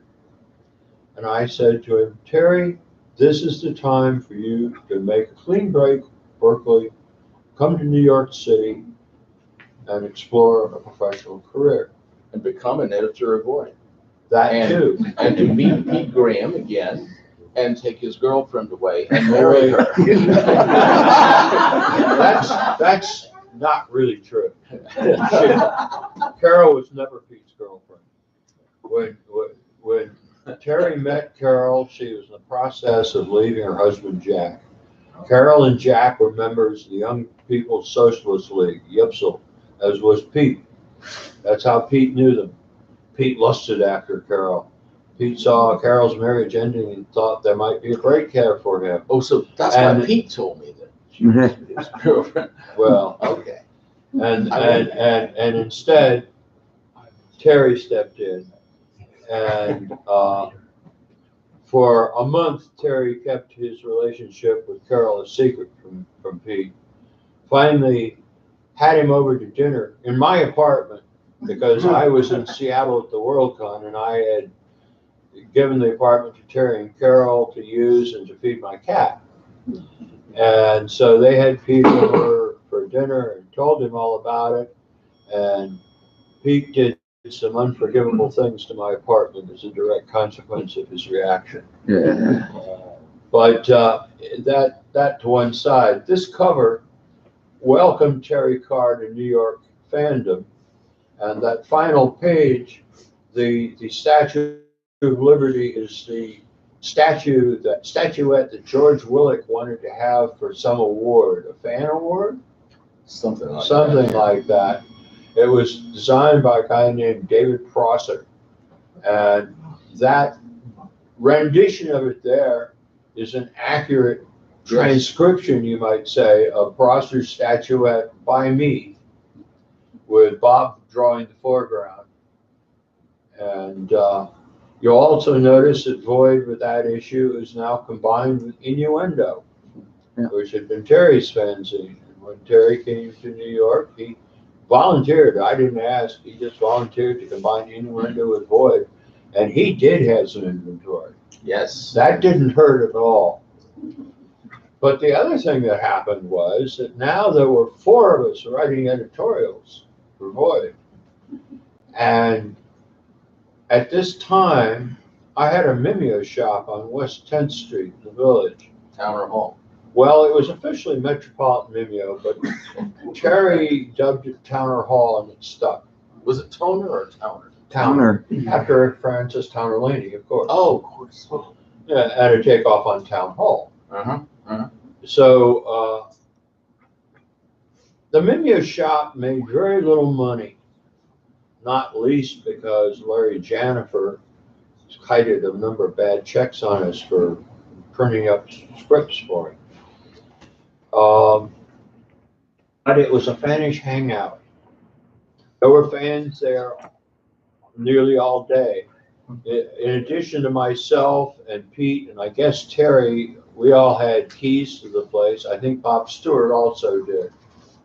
And so there'd be somebody there from fairly early in the morning till fairly late at night. I had a Nuka Stetner 360, several desks, several typewriters, and Terry would come in the mornings and write stories. In the afternoons, I would be there and we would be doing fanzines. I mean, in addition to Void, we did Lighthouse, we did Jeff Wanschel's fanzine, we did Mike McInerney's Hickleplod. We did just about anything that any fan brought stencils to do. And there were always fanish chitter chatter, people joking around, kidding around. That's where the phrase "make a BNF happy" originated. It's when Terry or I would send somebody across the street with a quarter to buy us some Pepsis or Cokes. Because across the street was one of these places where they had a machine, or I don't know what you really call it a machine. It was like a chest into which bottles were placed in cold water, which maybe had ice in it. And the bottles were on these little guideways, slots. Yeah. And you put a coin in, and then you guided a bottle to the point where it would release and you could get one out. And this was not expensive. It was probably 10 or 15 cents. And so if one of us got thirsty, we would ask somebody like Andy Main or Bob Stewart or Les Gerber or somebody like that to go across the street and get us a Pepsi. The phrase came up, "How would you like to make a BNF happy?" This cartoon later appeared, except it was addressed to a young lady. Yes. But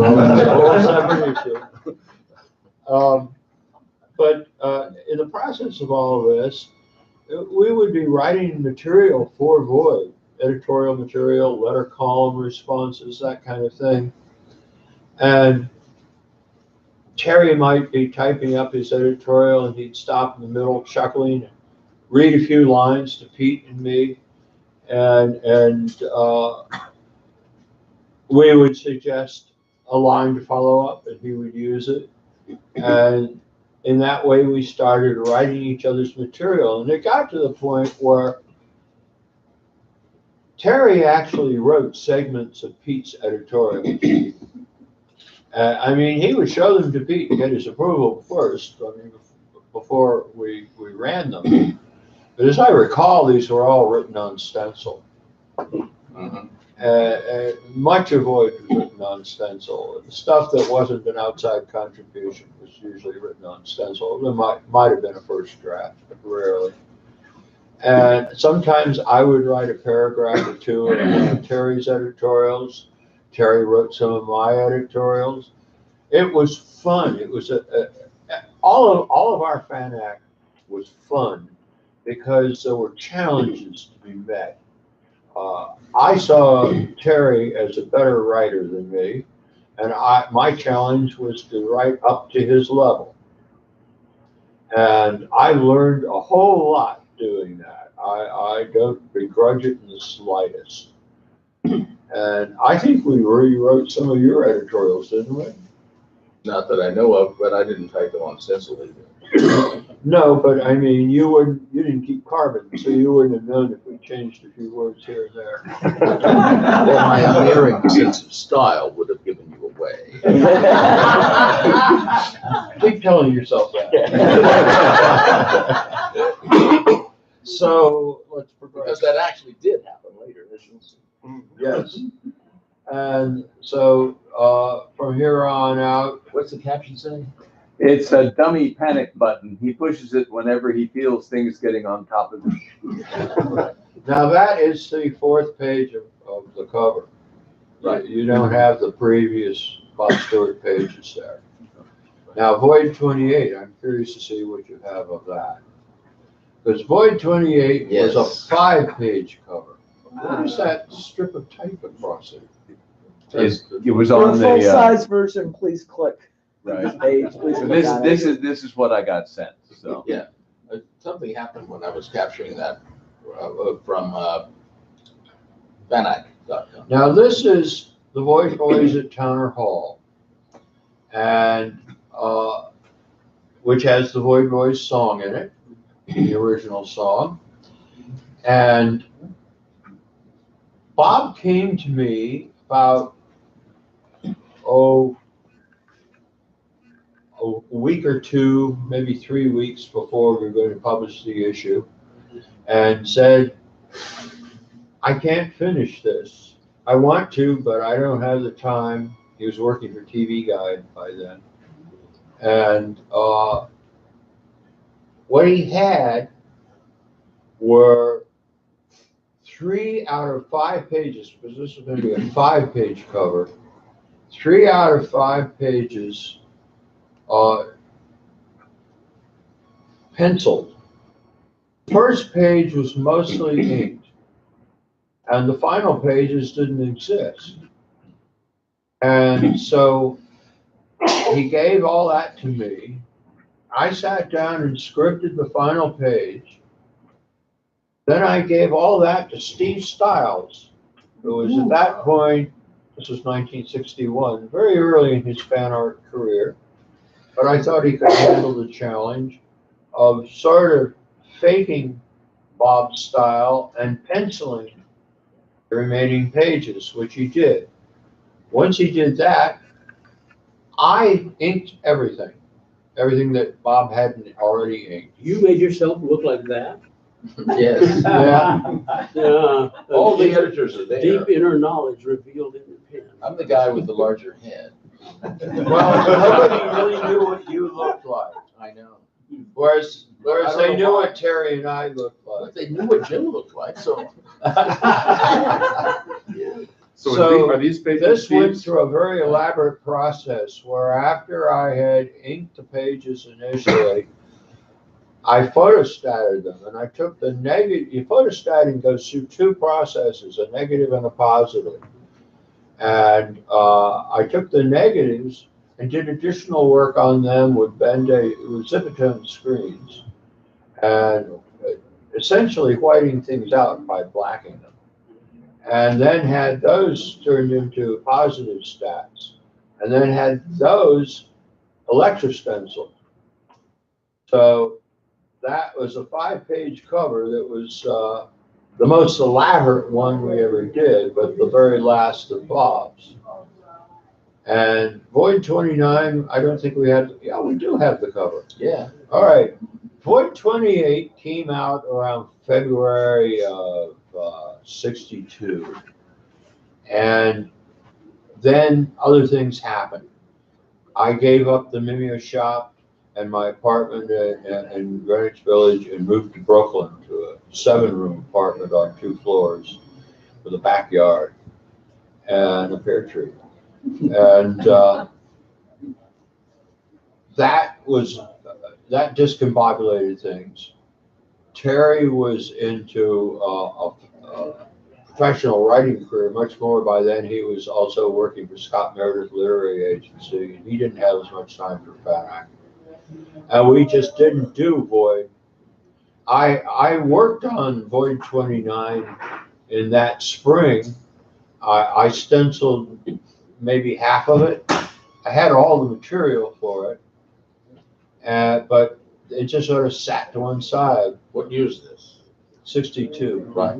And one of the pieces I had for it was a piece that had been written by Richard Geis, which was an editorial that he'd done for the original Psychotic, but at a time when Psychotic was being half-size lithoed by a company in St. Louis called Swift and Company, I believe. They did other fanzines as well, but they rejected his editorial.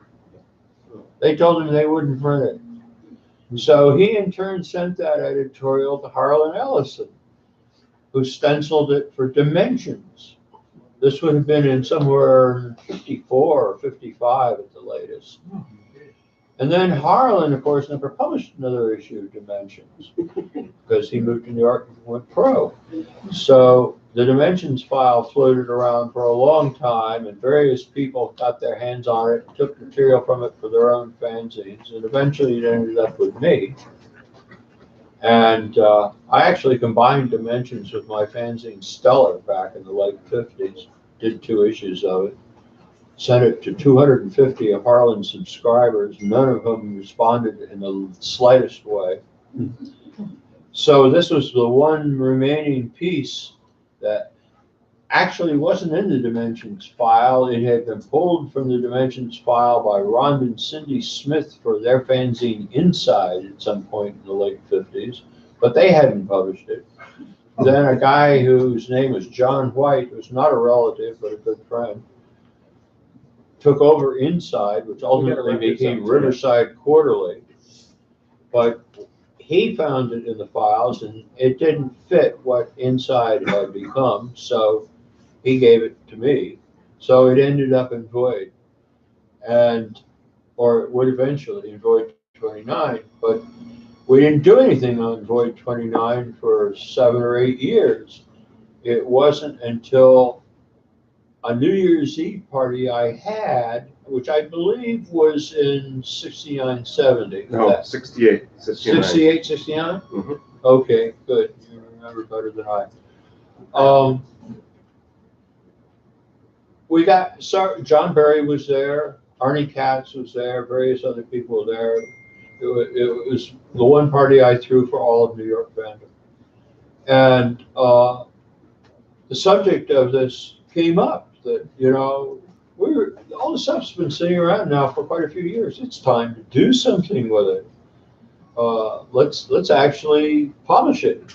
So we had this little whirlwind session in the next, I don't know what, 3 days? Something like that. Something like that, in which all the remaining material was stenciled. Both John and Arnie Katz wrote editorials, so we had more editorials than usual. I wrote Greg's editorial because there's no time to ask him to write anything. And so it was largely a pastiche of Greg's editorials, drawing on material that he had in earlier editorials, but not exclusively. But it continued the Void tradition of editors writing each other's editorials. Yes.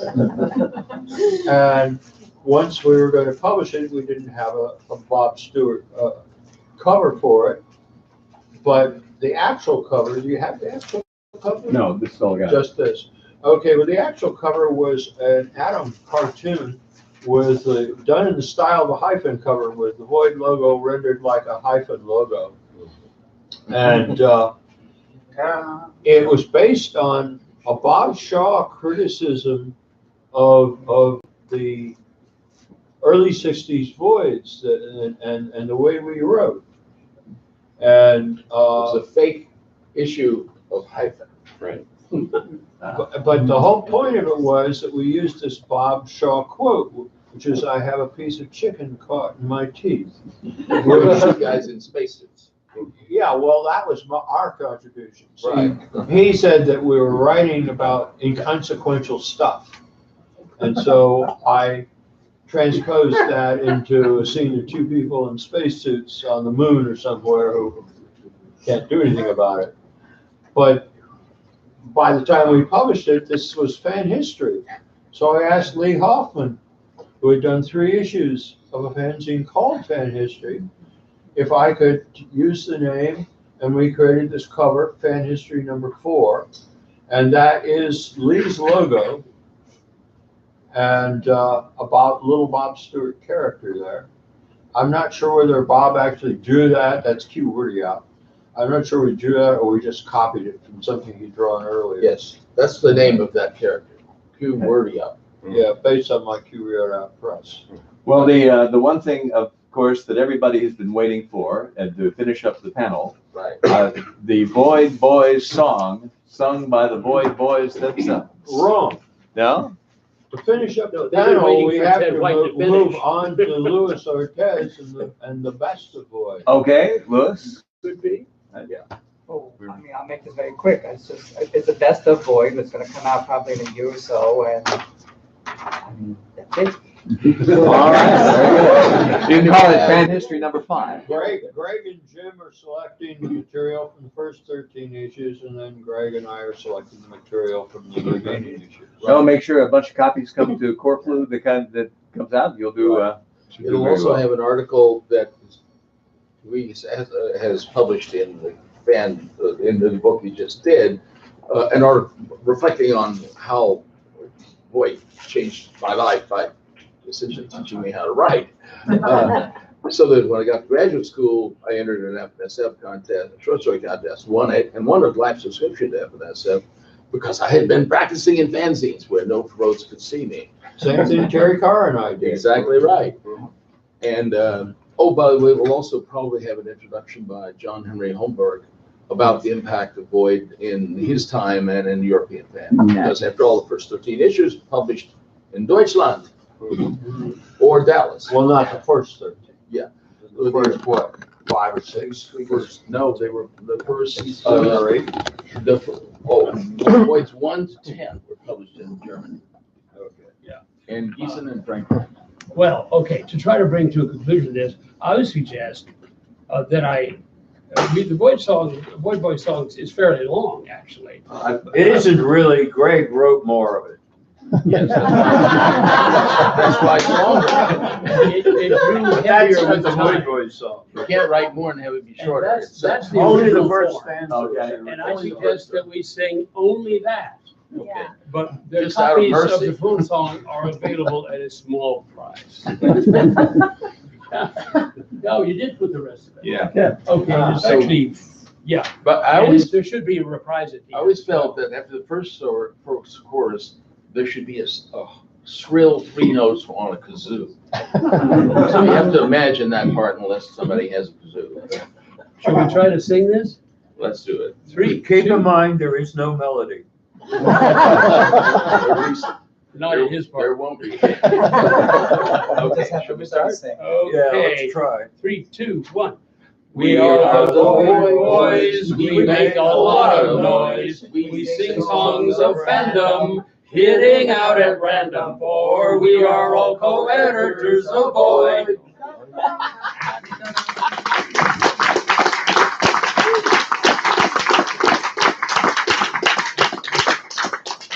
and now we are history.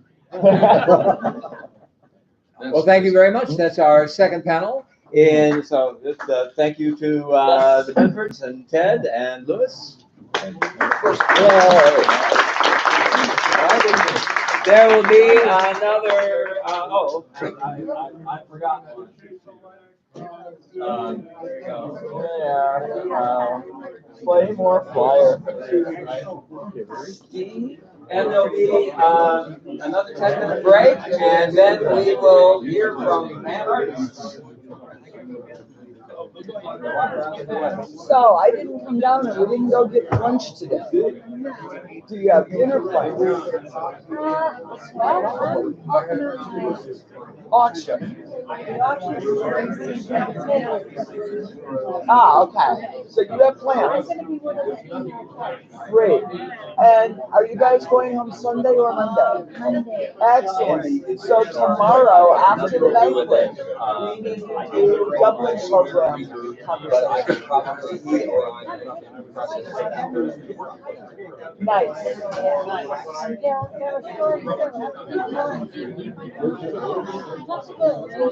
Okay.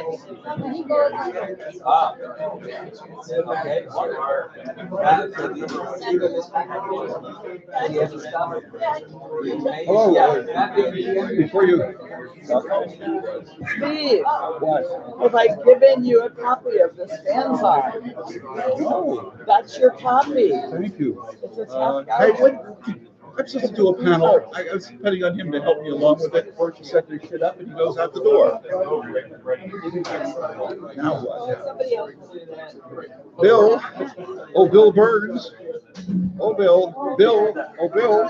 I'm supposed to do a PowerPoint show. And I thought that our committee person would help me set up, and I could only do that. I've got my laptop here, and I've got a thumb drive. You got to use it on this. Use the connection to project. Okay. Okay. I'll skip this. I found these. I'd like to know what. Okay, you have your laptop. We'll get you. We'll get you all squared away in a second.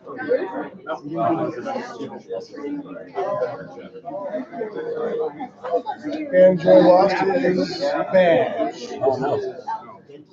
I saw him around. He went outside and he left on the table. No. Oh,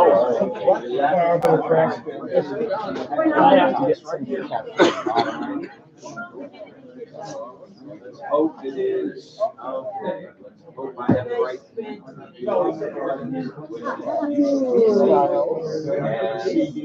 And this is why I said, drop by, send it to me just in case.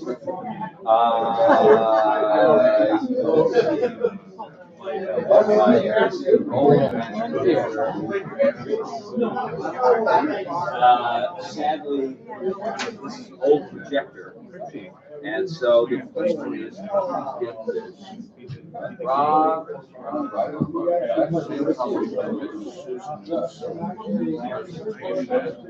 And you didn't send it to me at all.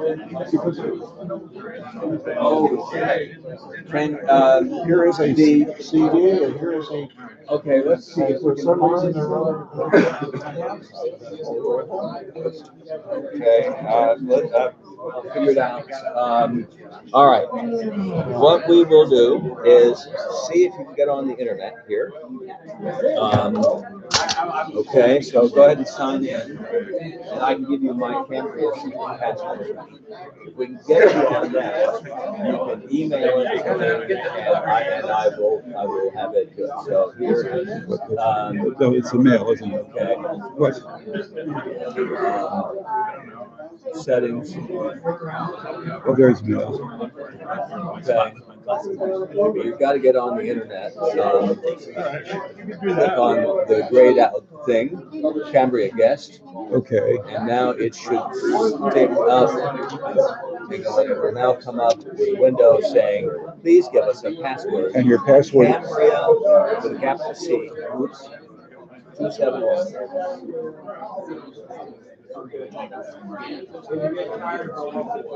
Space? No. 271. Correct. Right, join. Let's see if that works. If it works, if it lets you on, now it will then, okay, it has done this. Now, actually open Safari because it's going to give you one window you have to, here we go. It's off, just, all right, here's a thumb drive. Okay. All right. Let me see what I've got. Okay. Later we don't want this. Open up Safari. Yes, part of this. I will say a new.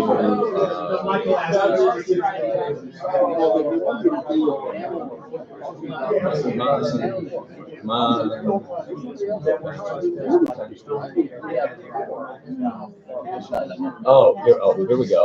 That's the one. Already showed up. Okay, and okay. All right. Okay. All right. Now it's working. This is the workable USB port. Okay. The other well, one is not. is the presentation on your drive? Nope. Oh, so you have, okay. All right. Go ahead and stick that in.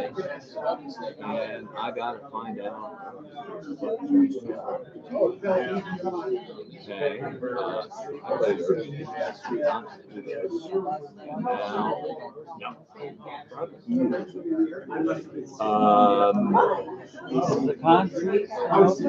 should be.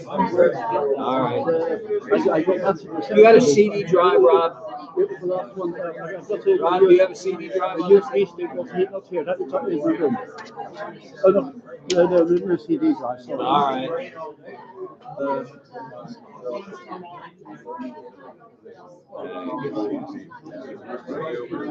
Poor Rob is trying to eat something. So there's a great deal of interest in those voids. Yes, indeed. So whenever you have the opportunity to go back and get them, I haven't got them after Joe or Mark. Just Claudia Mark and they've got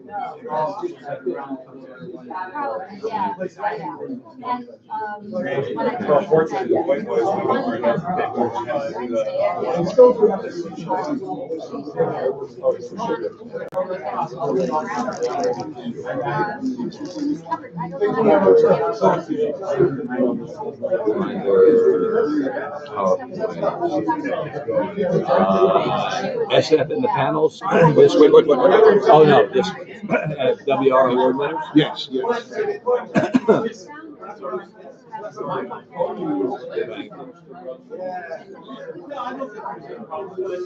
So you just sent us an attachment to an email letter. Yeah. I'm sorry I messed up on that, but I was up against that deadline and I had a million things to attend to. I just figured, okay, hook up my laptop, put the thing in, and we're good to go. It's okay. Oh shit.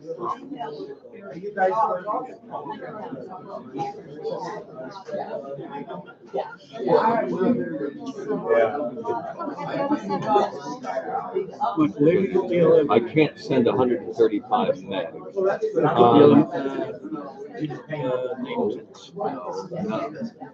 All right. Okay. Do you have a WeTransfer? Yes. Okay. Do WeTransfer and then send it to me. Just a minute, don't go away. I'm not going to go away. I'm just stepping around. This is going to be your presentation while I comment on your slides? Yeah, but first we got to get up and going. Oh, all sorts of bullshit I got to read. Always.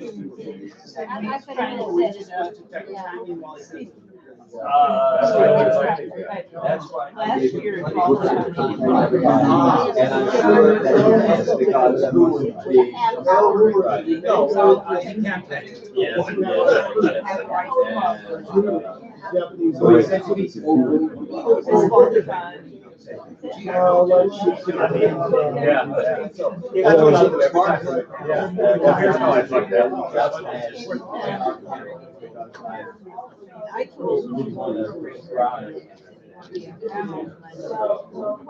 We'll figure out some way to include it.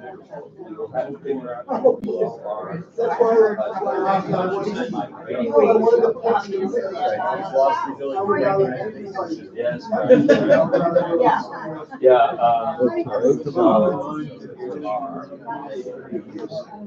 Okay, Pardon me? here we go. We transfer, your email is? Michael Dobson. What? Michael.Dobson@iCloud.com is the best one. Dobson. What? Michael Dobson. Michael. There is a fucking Michael and there is a Dobson. But there's no dot. Between Michael and Dobson. Don't worry, I'm having the. There we go. Michael Dobson at iCloud.com. All right. And yes. And okay. And Oh, so yeah.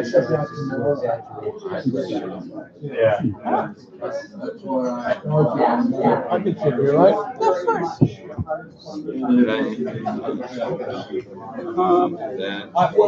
Okay, add to my files. All right. And if you I'll add your files and then hit transfer and then I'll get it. I'm just trying to figure out how to do that there. I didn't see that. Desktop is. Rob, did you find that in the consuite? No, it was a reception. This is kind of, I don't know if they've got any more because they've. Well, it says there immediately opposite the receptionist as they look out at the last. Oh, wait, here it is. Savory thing they have. I'm just going to have. Hello. We went out. It has been sent. No. Oh, I'm trying to find it. oh, you have to go. No, you go to there. Click on that, and then pick the file. Oh, that's the whole file. Because when we got up this morning, Okay. said coffee, and that was. This is you're trying to add a file. Well, yes. Okay, then this and this. All right, and choose. And transfer. All right. Then it's going to be set up on your equipment. Oh, yes, and it'll take me When we got a here. little bit because it's got to upload and download.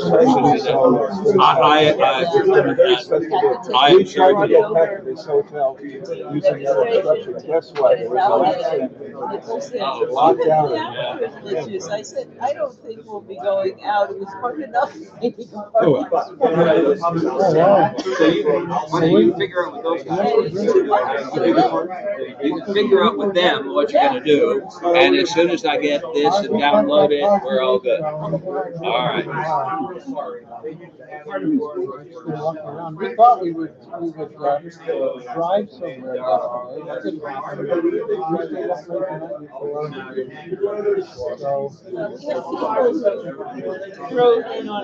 Did you happen to remember my instant? Yeah, I remembered it just before you said it. Ah, well, very good. That's pretty much good. I had to go home anyway, so I will go. Yeah, I don't know if Debbie wasn't sure. I think you should get started. Yes, I suspect she's not, yes. We are trying to do this, yes. Fucking bastard. Yeah. We are doing spectacularly well on time. At this point, we're only 20 minutes behind. And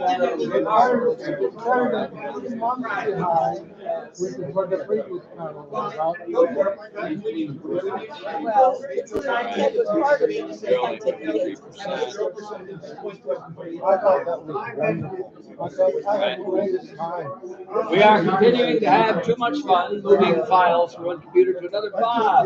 Did you get your packet? Yeah, not yet. I'll forget that while I'm waiting. Yeah.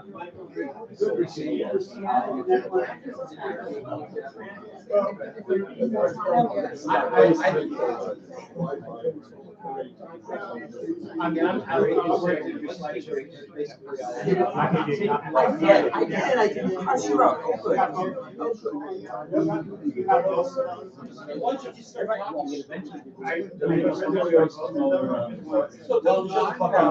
No. Hello, everybody. Sorry. Yeah, that's one way to do it.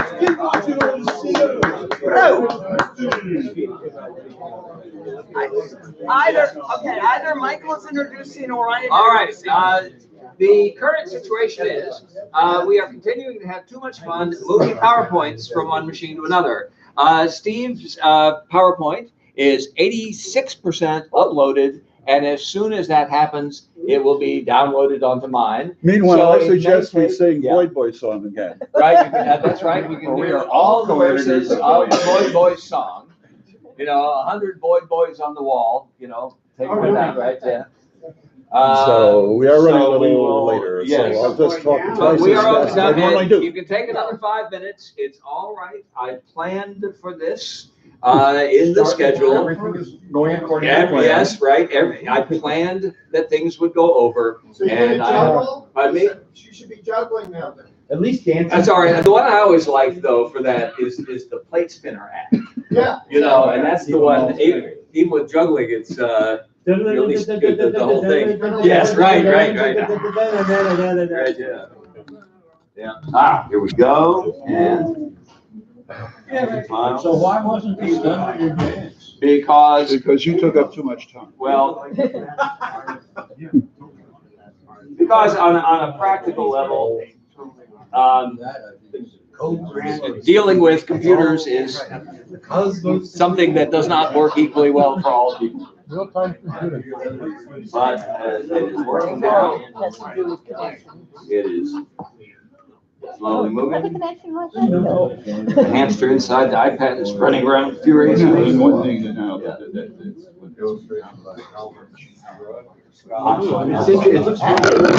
you can either here and tap it with your finger, or I will sit on the floor and tap it whenever you say slide. Okay, you sit on the floor. I will do this. I did that for the Boyd Boys panel. I can keep doing it. My back and my knees are just more sacrifices I'm willing to make for fandom. God bless you. Right. I wish I was. I don't know. All right. You seem like you're not gonna go. I couldn't call it up. The webcam is reaching out. Okay, the screen. That's all right. And you can take responsibility for that. Yes. It's getting my files, it's preparing my downloads. Oh, I need some. There's also tape right outside. Do it. Take this and I'll get myself another one. I've only had one little sip out of it. I only have, No, that's of course. Here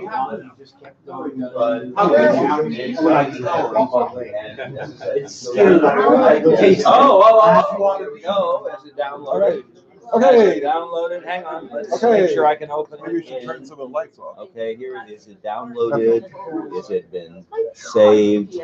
Well, you know what? I can run it like this, and that's that good enough? Sure. All righty, and Steve is moderating a panel in which fan artists will trash talk all of the great ones who came before them. Okay, hi everybody. I want you all to know that I put together 3 PowerPoint presentations for local conventions. One was on science fiction illustration like Emshwiller and Friese, etc. Another one was science fiction in the panels, comic strips and comic books. And the third was our very own Rotzler Award winners. And for the most part, when I offered conventions a choice of those 3, they always opted for the first 2, and poor old William Rotzler Awards were left stranded. So now, finally, we're actually showing this to an appropriate audience. At least I hope you're appropriate. And let's go. There's William Rotzler, and there's William Rotzler. And I think these awards were sort of set up because some poor slobs who are worthy of the Hugo never got one. So the Southern California, let's see, it was Southern California Institute for Fan Interests which was where Briley, John Hertz, and Mike Flyer decided to set up this kind of award to compensate us poor slobs who never got a Hugo. So there's Rotzler. We know and love Rotzler. We know how good Rotzler was, both as an artist, a photographer, and a writer, and we really miss him. So next slide, please. Here's some of Rotzler's artwork. Like, if I ever decide to get a tattoo, I will definitely consider something by William Rotzler. Next slide, please. Sometimes Bill did more realistic artwork, and here's an example of his more illustrative stuff. Speak to the audience, not the screen. Okay, there you go. And here is a William Rotzler comic strip. Now, in our era of Me Too, I just wondered how Bill would have fared, but I think he would have done all right. So you guys want to read this, or shall we keep going? Look, jiggling breasts. Next slide, please. And I just had to. The Christmas card. That was his Christmas card. Yeah, I got several of those Christmas cards. That was one of the minor ones, the sort of the ones, I guess. Yeah. Yes, Steve, He had a turn travel. toward the audience. Yeah. Yes. Thanks, There's only boss. 4 girls. Sound waves travel from your Then mouth. how can you Hey. see what's on the screen? Okay, well, I have to see what's on the screen before I can make any comments here. Okay, Steve Stiles, another one of those poor slobs who never won a Hugo. Except he did. Except he did. And I was really tickled pink to be the first person to win the William Rotzler Award, because I really admired Bill Rotzler, and it meant a lot to me that I got an award named after him. And that's a dodo, by the way. I do a lot of artwork for Catclave. Every year I do a Catclave illustration, and every year they ask me to include a dodo in it. It's, for some reason, it's their mascot. So, Okay. Well, I mean, do you want the other panelists to panelists, you want to stick in, criticize you know, my- right? Tell us what make a an mock- incompetent hack bum Steve Stiles is. Yeah, he's a competent hack bum. No, I'll say that for me, it's just an honor to be here with him. I've admired his work for, what, 4 decades. So, Me, not so much. Okay. I'll get the $5 to you after the show. Yeah, you give me the 10. Okay. Next slide, please. All right, here's another illustration I did for Baltimore, Balticon, and that's of course the U.S. constellation. And this illustration was done on Corflu board, which is very hard to obtain now. Most of the art supply stores I go to don't stock it. I have to special order it. That's Croco with Conti crayon or something? Yeah, yep. I love this stuff. For reference, Cocoa Yeah, board you is, can- is what a lot of the pulp artists use because the reproduction was so bad. The paper has raised bumps on it, and when you color it with like a crayon or a wax pencil or something like that, you hit the tops of these bumps, and it still gives you white And you get the space shading around it. effects like So that. Hannes Bach was the most famous person who worked almost exclusively. I would say Ed in cocoa Cartier. board. I would say Ed Ed Cartier. Cartier worked a lot. Oh yes, well actually he did it, but he didn't use cocoa board. Ooh. Anyways, that's my. All righty, Thank next you. slide. I have to talk faster because we started late. No, you don't. It's okay. It's all right. Stop it, We're doing just- fine. You're stuck for the whole hour, Steve. Oh, good, then we can, let's sing the Boy Boy song. Okay, next, please. All right, Science Fiction 5 Yearly. I was really happy to do this cover because I looked up to Lee Hoffman and I looked up to her Science Fiction 5 Yearly. And here we have an alien zapping Gerald Ford. And boy, I didn't realize at the time how lucky we were to have Gerald Ford in comparison to who we have today. That's a great By the way, I found out that my brother Randy is a Trump supporter when he objected to the drawing I did of a T-Rex devouring Donald Trump. It was really a shock, really dreadful, but oh well. Next, please. That was sort of like my Valentine's Day drawing for some fanzine, and I've never been able to make up my mind whether Igor has the hots for Dr. Frankenstein or the monster? You decide. I'll leave it up to you, the audience. When you colorize this was, I'm you glad did a black and white drawing and then you colorized it in Facebook? I'm glad you mentioned that because the person who got me into coloring fan art with Photoshop was Earl Kemp. And Earl kept on writing me, and I finally broke down and started doing Photoshopped artwork, which I'm really glad of because I've enjoyed it a lot. Even though Adobe took my Photoshop away from me a few months ago. You must have been bad. No, they have made, rather than being able to buy Photoshop these days, you have to rent it. Yes. So one day I opened my computer and they said, your Photoshop has been deactivated. And then they gave me incredibly complex series of instructions, which I followed over and over and over again and was never able to reactivate it. But thanks to Pat Verzi, I have an alternate to Photoshop that I have to look into once we get home. Next slide, please. Yeah, I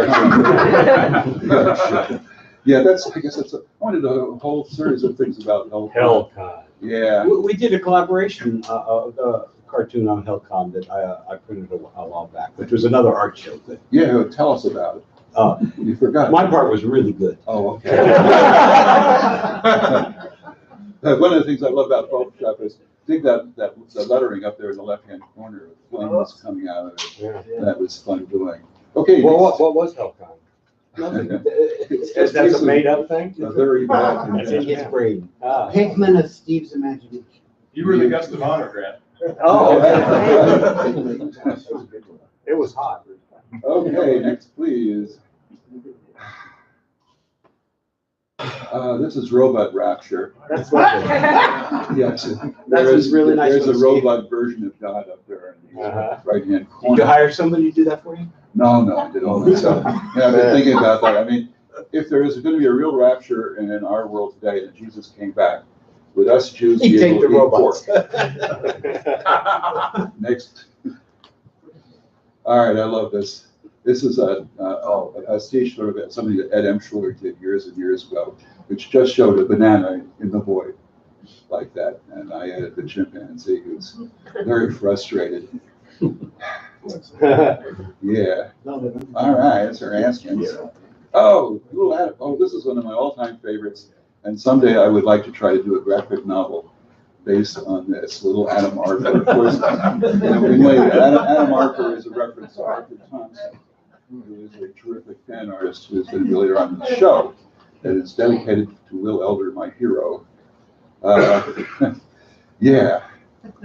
So I was a little frustrated about this because I once had a very slight, narrow chance to be the artist for Little Art Finale and it fell through. Okay, next. Let's see here. Art Savvy Nudes dance in homage to Steve Styles. Abstractions. Yep. Yeah. I think it's a very poor taste to show a hippopotamus like that. Yeah. I don't know, man. I think the hippo's hot. Okay, next. All right, here's another. Oh, yeah. Wow, that's nice. Yeah. Yep. And down at the bottom of those mountains, you see that you can't really buy Zipicone anymore. Yeah. This is Zipicone. But you can do sort of an artificial Zipicone using Photoshop. Yeah. And that's what I did. Okay. And this is my homage to George Harriman. It needs to be up a little. George Harriman and Crazy Cat. I was in a Crazy Cat mood when I did this. Yeah, that crazy man. Yeah, crazy man. Yeah, same logo cut. But the one thing I get out of this is, for years, decades, I just do artwork in black and white. And when I started using color, I was kind of amazed that I was doing okay with it. Oh, that sky is very Francophone. Yes, it is. You got me there. I'm a swiper. What can I say? All right, here's something by Mr. Grant Canfield. Oh, okay. Professional architect and cartoonist. Grant was nominated for the Hugo 7 times. And never won. Never won. There you go. Yay. Would you like to? This piece this appeared in Dave Locke's Time and Again. And it was during my career as an architect, we got a gig to do work in Hawaii. And so from 2009 to 2012, I made several trips to Hawaii to work on this project as an architect. And I drew this during that period. Hard at work. An architect hard at work. Oh, there's Robert Silverberg. That's one of the thrills of my fan art career was when I was asked to do the illustrations for Terry Carr's Fandom Harvest, which was published in Sweden by John Henry Holmberg. And throughout that, there was numerous illustrations, including caricatures of Silverberg and Terry Carr and several other people. You know about Robert Now Silverberg. available as an ebook. Now available as an ebook, did somebody say? Yeah. About Robert Silverberg. From Taft. When I finally won my Hugo a few years ago, I was standing there from the You should see, by the way, the tea cozy I've got on the Hugo now. Thank you, Jeannie. Thanks, Jeannie. But I was standing there with my Hugo. This is like my moment of glory. I'm basking in it. Finally, after 49 years, and Robert Silverberg came up to me, and he said, "You know, Steve, your haircut looks asinine." And then he turned it on. So, can I make a comment? Yes, please. In cartooning, caricature is one of the hardest things. Yeah. And it's very difficult to do. I have a real hard time with it. And occasionally I get lucky and capture somebody, but Grant is particularly skilled at this. Right. Yeah. And it's believe me, it's the hardest thing to do. Is because you not only are you trying to get a resemblance, but you're trying to put some kind of essence of the person into it. And he's really good. Well, I remember a Corflu in Las Vegas that I came to, and I drew caricatures of a lot of people, including you and Lynn and Ted and other folks that were there. And you wound up printing a lot of those. Yeah, like 15 years later. 15 years later, he published it. He gave them to me. It was supposed to be my editorial in the 5th Blatt, and we didn't publish the 5th Blatt. And years later, in Bughead, the fanzine I was doing online, I found the trip report that I wrote, and I finally published it and stuck Grant's drawings in where they were supposed to go. Please continue. I'm sorry. Okay. This is actually one of my favorite covers that I ever did. It was for Terry Hughes Moda. I guess during my tenure as a fan artist, mainly in the 70s, I was mostly well known, or at least I got most of my compliments for robots. I drew a lot of robots, and this was one of my favorite robots that I ever drew. The ticking heart, of course, in the middle of it was. I felt like I was expressing kind of my love for Terry. So I've always liked this, and then Dan reprinted it in the Motor Reader, so it's been seen around. Motor Reader's available at cost. Oh, I think the Motor Reader available. Yeah. Yeah. I'll contact me if you want one. Yeah. Now I did when I first got into fandom. Dick Geist was one of the first fan editors who started using my stuff, and I did covers for him. I did interior pillows, all kinds of stuff, and this was a particularly nasty one that I did for the Alien Critic. This is the kind of stuff that when I first was seeing Grant's artwork that made me not only admire him but try and bump my game up to try and compete in that because look at those beautiful genitals. This man knows how to draw dicks. I'm not sure why. Did you say he's screwing around with his balls? Yes. Yeah. But I like one of the things I like about this that kind of carried through throughout a lot of my artwork was I was starting to experiment with this kind of shading, which I kind of got first from Ron Cobb's work. If you know Ron Cobb, He did a lot of crosshatch kind of shading like this. He did a lot of scratch board too, didn't Well, I don't think of him as scratch board so much. I think of him as pen and ink. When in his fan career, when he started out doing covers for fanzines in the 50s, Yeah. he did a lot of scratch board stuff. But once he became a pro, he was. Yeah, I just loved his pen and ink work though, and the way he could shade figures using all that kind of Brilliant, crosshatch. brilliant. If I could just interrupt. for a Of minute. course, it's your slideshow. There is a Ron Cobb gigantic blow up for sale in the auction later on. For it was originally used for the Psychotic 26, Richard Gaius' fanzine, and I had a big gigantic blow up and I donated to Corflu. Ron Cobb was a hero. Yeah. He went on to design the film Aliens and a bunch of other stuff, and he was the guy that designed the Earth Day symbol. He was a major hippie editorial cartoonist in the late 60s and stuff like that. His work appeared in like the Village Voice and places. Yeah, like that. LA Free Press. And the LA Free Press. He lives in Australia. Designed Golden Sword. Right, right. Conan, the first Conan movie too. Yeah. Wow. Next.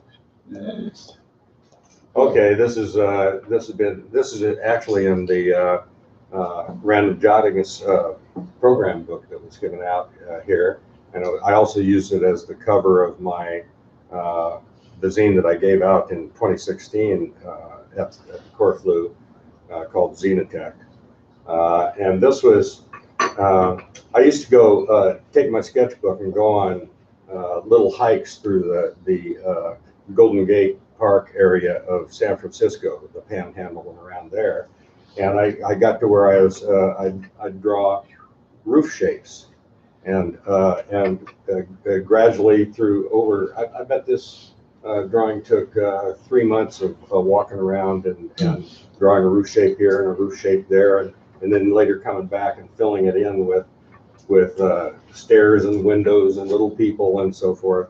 It's a little Escherish. It's well, to me, I would say that my biggest influence on this one was the Tim Kirk fantasy architectures. He did a lot of castles and really things like good that, and things on the sides of hills and stuff. And to me, I was trying to do something like that, something that was pseudo-realistic but also fantastic in a way. And again, this is one that I'm quite proud of. Okay, this is well, Dan got me into drawing pig art, and I did so many pigs that he actually published a couple of pig portfolios, pigs in space and pigs doing this and that. And this is one that Dan liked. That did you publish this? Yeah, yeah. I published a portfolio in the last Boone Park. So this was the McSwine brothers photo taken at annual family picnic, May 28, 1972, in Keokuk, Iowa. That's the McSwine brothers. We used to play this drawing game where, in the case of Grant and I, we would like sit at opposite sides of the table, and I'd say one word and he would say one word, and we'd combine them and they have to draw, like I would say pig and he would say alien, so we'd have to draw pig aliens. Yeah. And then we'd show each other the pictures. One I remember is cowboy and kangaroo. So we had to both draw a cowboy kangaroo. You notice that this is something you hardly ever see in real life. It's aged pigs. They're gone by then. Yeah. They get tough at this point. Well, and most of the McSwine brothers, they're drunk in this picture. Okay, this was this appeared in a fanzine. I can't remember which one. Boone Park. It was Boone Park. Okay, but it was actually when I was in the 70s. I was doing a lot of sales to magazines as a gag cartoonist, and this was a gag cartoon that I had drawn and sent around to magazine editors and so forth. And it being too science fictional or whatever, it never went anywhere, but I like the drawing. The gag is kind of lame. Can I borrow the keys to the saucer tonight, Dad? But I like the drawing, and Dan did too, so he published it. Okay, this, when I was doing fanzine covers in the 70s, Cacophony was one of them, but I would say this was maybe my most controversial cover that I ever did, but also one of the most popular. For some reason. For some reason, yeah. Yeah, the thing that she's writing is actually, was a photograph of like a headlights or something like that. A water bear, that's what it was. But it grown up to be something that she could ride. That was for Eli Cohen's family, wasn't it? It was Cacophony Eli Cohen? Yes. Yeah, I thought so. She looks like Jane Fonda. Yeah. Well, Yeah. I'm glad you put panties on. well, I did look at it. Had to go that way. Imagine how controversial. Yeah. No, I was, at the time, I was also well known for drawing cute chicks. And a lot of that came out of the fact that as a magazine cartoonist, most of my sales in the 70s were to men's magazines, the Playboy wannabes, Cavalier, Gent, Nugget, Dude, Escapade, even Playgirl was one of them. And I sold regularly to that market. And that's a market which has entirely disappeared now. You hardly see any magazine cartoons at all. Even Playboy stopped using magazine cartoons. But I got good at drawing cute chicks. So selling to the men's magazines and selling sex-oriented cartoons to the men's magazines. It was not politically correct, but at the time that was kind of the point. So. My hero. He's another one. If I ever get a tattoo, it may be an Adam. I have an Adam tattoo. You do? Wow. When I won TAP, I published this thing where I said to all the Brits, when I get over here, the drinks are on me. And so I got a tattoo of a little Adam character carrying a tray with a bottle and some drinks on it. And every time somebody come up, he said, "Where's my drink?" I go, well, that picture, that framed picture that you gave out to everybody, the tattoo on the back of the girl is Adam character. Yes. Right? Yeah. He rules. Was a very nice guy. Yes, he was. I never had the pleasure of meeting him, but I corresponded with him a lot. One time I tried to get him to do a comic strip for me, and he said he couldn't do it. He tried his entire life, and he just didn't think sequentially. Adam once told me how to distinguish it between a male squirrel and a female squirrel, which is something I'm always grateful for. You don't want to get a bad reputation. You can get a job as a squirrel sexer. Yes. Amy Thompson was a chicken sexer. Typical fan artist. The artist at work. And of course, these are all hand stenciled as well. Almost. Only later in his career did electro stenciling come up to the point where, but he didn't need it. He just he mastered and it was hard. And back in those days, they had really good stencils, and you could. I had but Dan, you know, he did those on white stencils. Really? Yes. Oh, God, I can't when imagine. He did the Void 29 cover, he sent it to me on stencil.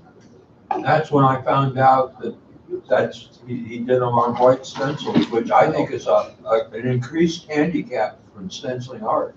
Certainly. But that was the color that was available in the UK. Yeah.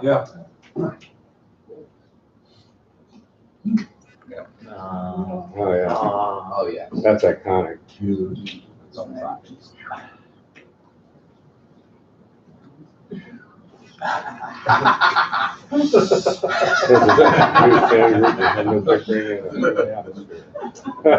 The rest is obscured by bloodstains. Of course, things have changed since then. When did we don't wear ties anymore. No. I've always kind of wondered, did Adam invent the propeller beanie, or was it Ray? That was Ray Nelson. Ray Nelson. Yep. Says so in my notes. Okay. Then it must be true, right? Yes. I think this is the back cover of Lighthouse. Yeah. Nice cartoon. And Oh yeah. the Gloon, John Deberry No. No, John Barry. John Barry, John the Barry is the Irishman. American, and John Barry is the Irishman. Also, one is dead and the other is not. Which are you, John? Yes. Must be the dead one. I guess I don't know, I guess he was influenced by the Goon Show and he had this detective. Arthur wrote a bunch of them as well.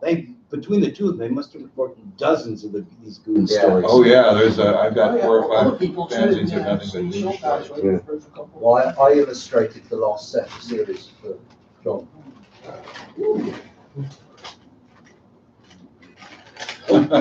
Oh, I own that one. You own the original? I own the original. Yeah, it was a I back have cover. a colored, hand-colored copy It of was one a of them. back cover on I think it was on black, one of the flats. I think that was originally from Artie Fellows, the Corflu art book. That's true. That's true. I originally got it from for the portfolio and I reused it on black and now it's on my wall. That's Lighthouse. I always liked her as fanzines. There was something about Adam's musical cartoons.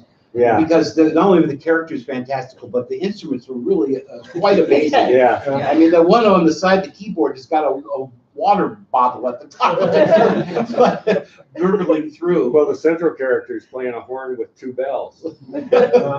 Yeah.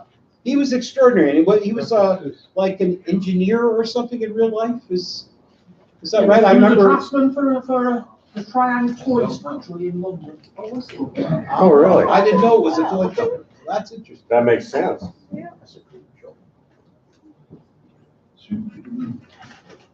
That's more This is more serious. serious, Yeah. yeah. Could have done this. Brad Foster. Brad has been nominated for the Hugo 24 times and has won a Hugo 8 times, to my knowledge. Fucking. And you know, And he- almost no, all that it's not happened. kidding. Yeah. He founded a publishing company called Jabberwocky Graphics, and he's made a success out of it, I think. Oh, indeed. He's published lots and lots of graphic novels. Yeah, he has a great deal of enthusiasm for it. Even though he works professionally a lot, he has maintained his connection to his Spanish connection. So that's something I always admire in people when they keep, that stays in their system. And I mean, yep, bravo. What he did. I don't know that he just 8 of them. Well, I think through That's the a very 80s nice and guy. 90s, he was a giant. Yeah, but he definitely stood out. Yeah. That I like. He does a lot of abstracts that I Was he the 3rd or 4th, 5th Rotsler winner?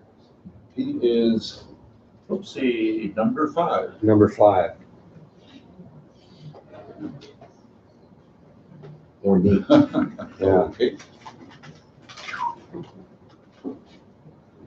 It's an interesting combination of like really ornate, filigree, decorative stuff and abstraction. Yeah. It's He's a good letterer.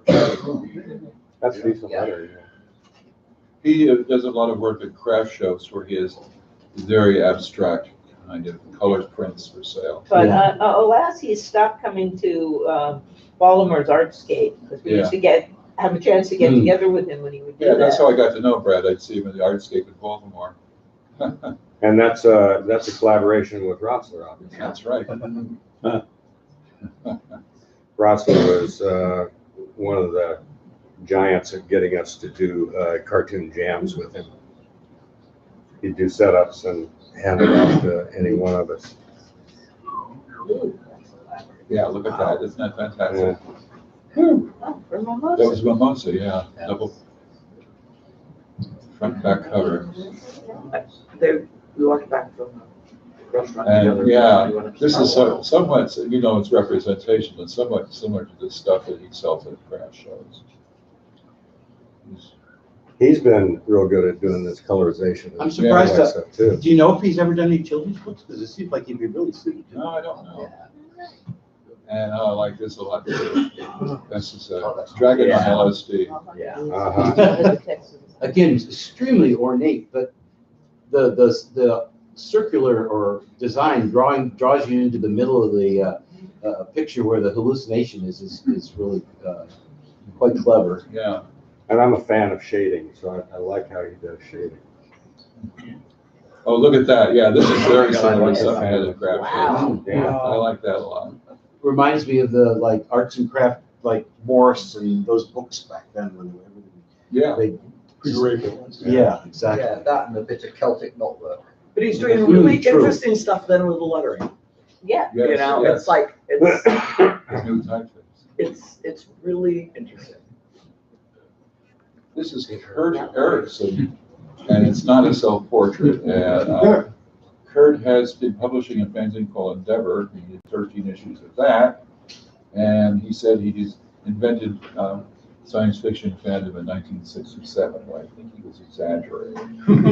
He discovered fandom around 1967, and he has done artwork for Mimosa and Challenger, and also has been doing a number of graphic novels for great gay interest graphic novels. Right, he has quite a reputation in that. Gay Comics, Meat Man is one of them, and Murphy's Manor, the 3 titles that he's worked on. Meat Man. Meat Man. Nothing subtle about that. There he is, you think?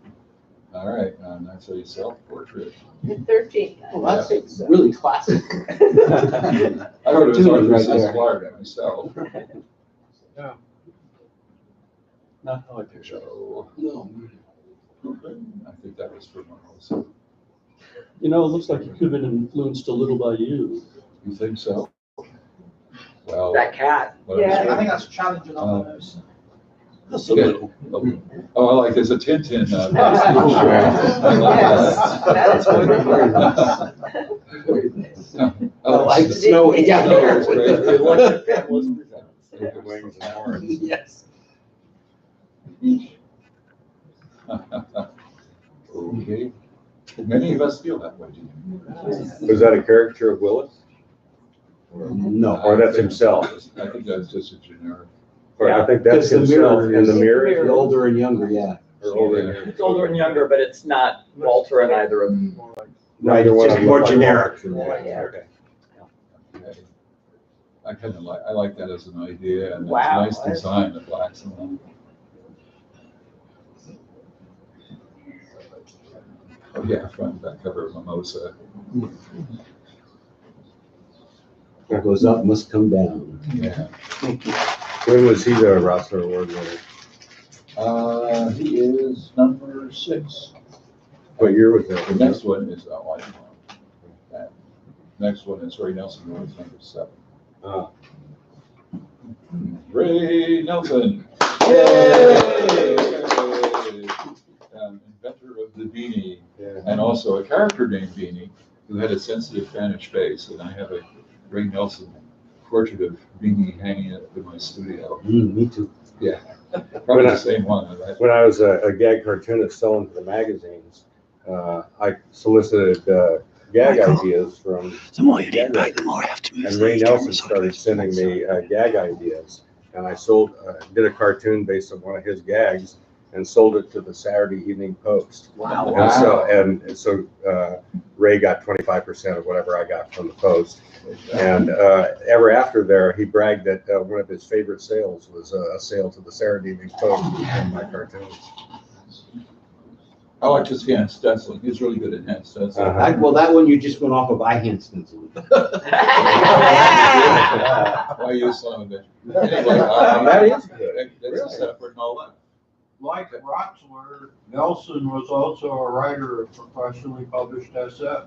Absolutely. Yes, he was. Yeah, I think he had 3 laser books.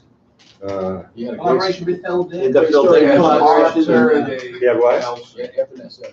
And a lot in FNSF, right? Yeah. May I say something? Sure. I'm of the theory that there are just a handful of iconic Spanish cartoonists, of which the rest of us have kind of drawn from what they did. Roxler and Ray Nelson and Adam.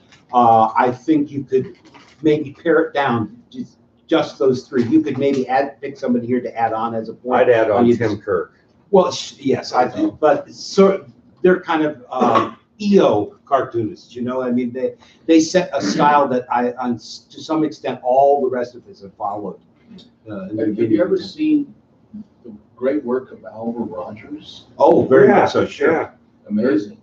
very much so. Lovecraft. Also a really good, once he got back into fandom in the late 60s, early 70s, wrote some really great fan historical stuff about the 40s, really good. He wrote the Requiem for a Stand?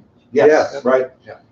And he also did probably one of the most interesting critiques of Osweed Idiocy that, that was published. And he did it like, he left fandom in the 40s, right around the time it was published, and he came back in whatever at the late 60s, whatever, and somebody said, hey, have you ever seen this? Okay, but somebody said, have you seen this? And it was the first time he'd seen it and read it, and so after, retrospectively, he reviewed it and gave his version of the truth. He and Michael Curley also started a short-lived publishing company called Penny Carter Press. As Sandra said, Dave Langford has been publishing a bunch of books to benefit TAF and stuff, and he recently just published the Osweed Idiocy, and he added the Alva Rogers stuff at the end to give perspective and stuff and context. More Ray. Just a funny mind and a really unique drawing style. I mean, I think he could have easily been a professional cartoonist. Who, Ray? Yeah, easily been but he was a fan, and you know what that does to all. Well, he was more of a writer. He considered himself more of a writer too. Ray was also one of the first Bohemians in fandom. He was a real Bohemian. Had Scandinavian work. Oh, yeah. This is some of his later work. Wow. I've not seen much color work. I would not associate that with his style at all. His style has changed with the, lately. Yeah, we're very lucky. He's still with us and still willing to draw for people, so. Yeah. Wow. I like that. That's a little creepy. Yeah. It looks like Uncle Creepy. Is it a bow or a knife? The bow. Yeah. Yeah. Either. There you go. Oh, look at that. I have as much right as the next feller to test IQ. I just make a list of all the things I know. Doesn't take long. Then I make two little squares after each statement, one for true. Oh, one for true, one for false. Then I take the test and then I grade it. There you go. I optimistically look forward to a score of at least 50%. It isn't that bad, Meyer. All you have to do is give up comic books and your wife will come back. Harry Bell. Harry. Whoa! Harry got into fandom in 1964. That's all I know. And if you go on Facebook, he's now a brilliant painter. Yeah. Constantly and massively productive and really interesting stuff. I recommend you all go search him out on Facebook just to look at the paintings. They have all the personality of his cartoons and stuff, but they're quite brilliant. Really. A lot of cityscapes, townscapes, architecture. I have one of his paintings. Oh, really? Do you? Oh, lucky you. That was the last. Corflu. Is that a specific person, Sandra? Is that supposed to be a caricature of I somebody? don't believe so. No. I think it's just sort of, standard Victorian. 10 minutes. Explorer type. So we'll have to speed things up a little. No. Michael said we can go. Keep going. We'll speed it up. If I say 10, it's because I want you to finish in 15 or less. Oh, okay. But if you should fall asleep while you're kneeling over there, we can just go until you wake up. Is that right? Okay. All right, next. Oh, yeah. More apparent. Oh, shit, you're on it. Wonderful. I've seen it meant said that that's meant to be Corey Ackerman at the bottom. I don't know if that's right or not. Trapdoor. In 1980, I met Harry for the first time, as did Grant, at the Northeast Con 2, and we were on a very, very bad cartoonist panel that was one of the worst experiences we all ever had trying to draw together.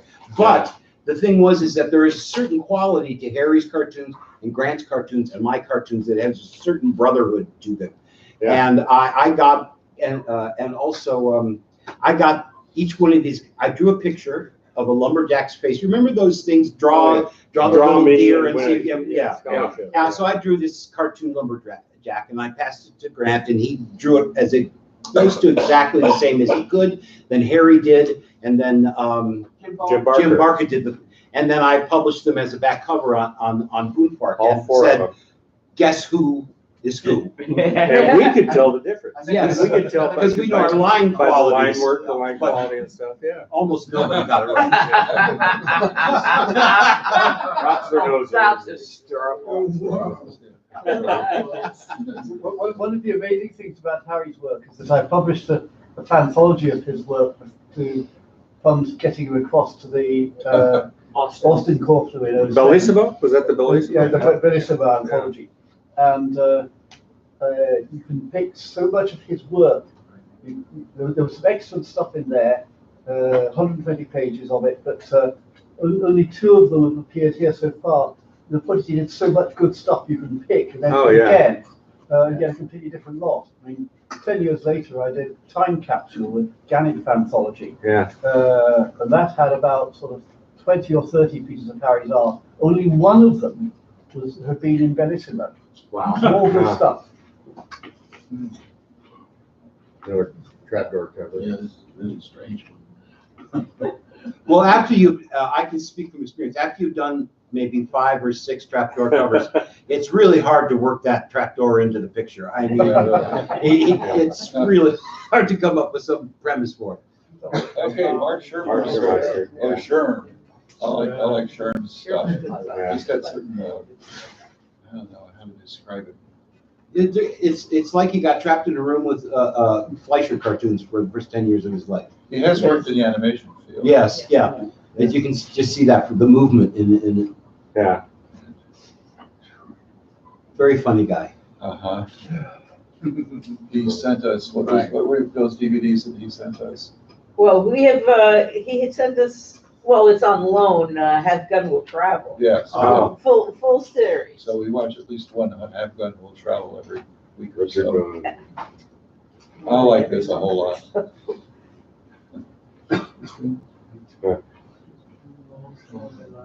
How did you throw your neck out?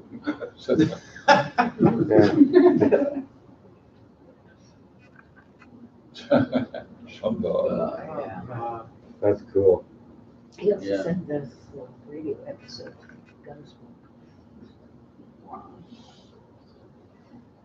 And Sherman's been around since the beginning of the 70s. Is he still active? Yeah, He is. He was at the LA Corflu. Yeah. He's been doing our work with Bob Jennings fans. And Alexis. Alexis still in London. Who obviously is not here. True. He could have been here if he wanted. There was, I remember issues of. Can you leave that up for a while? That's a Telcom. There were issues of Science Fiction Review where Tim Kirk would have 4 or 5 illustrations, and I'd have 4 or 5 illustrations, and Alexis would have like 30. Yeah. And they were funny, all of them. Oh yeah, they were all. At his peak, he was so prolific. You got to go to his house and ask him for cartoons, and you'd open a drawer that would be literally full of hundreds of them. He would have these pads of paper; they're all drawn on this size, and he had hundreds of them, and he would just reach in like a handful. Yeah, take them. Yeah, he drew them all the time. At Wisdom meetings, he'd be sitting there drawing. Yeah. Do you like Ross? In a way, well, here's a collaboration with Right. Ross. They did a lot of stuff together. Bill really liked his sense of humor. Rotzler would do a setup, or maybe, I don't know, Alexis would do a setup, I don't know. But That looks like Rotzler first because it's got the lettering up there. Yeah. He would send these out to various cartoonists to complete. Yeah. It's a more realistic detail.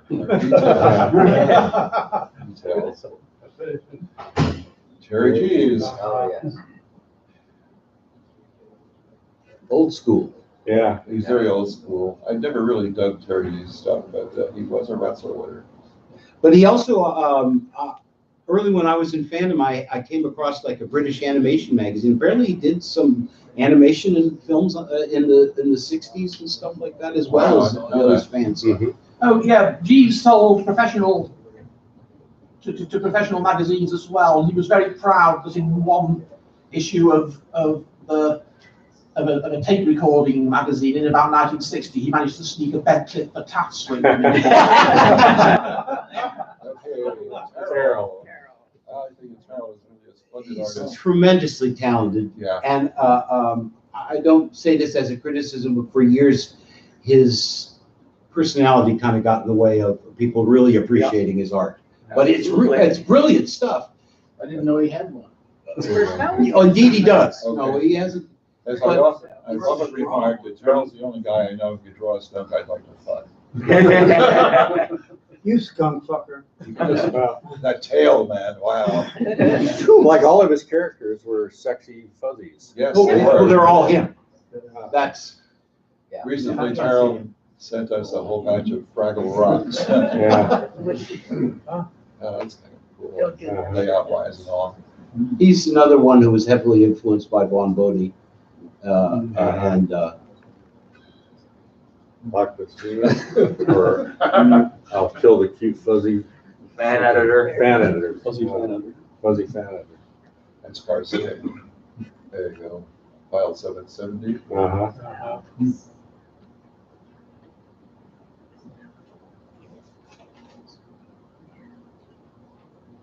yeah, that's supposed to be Terrell himself. Yes. That's his, what's the character's name? Does anybody remember? He has a specific character. Yeah, that's right. In the 70s, he used to show up at conventions on the East Coast in full drag. Yeah. Really? Yeah, spend the whole weekend as the character, and we kept waiting for him to put on pants, but he never did. This character has on pants. Oh! I've heard of this guy.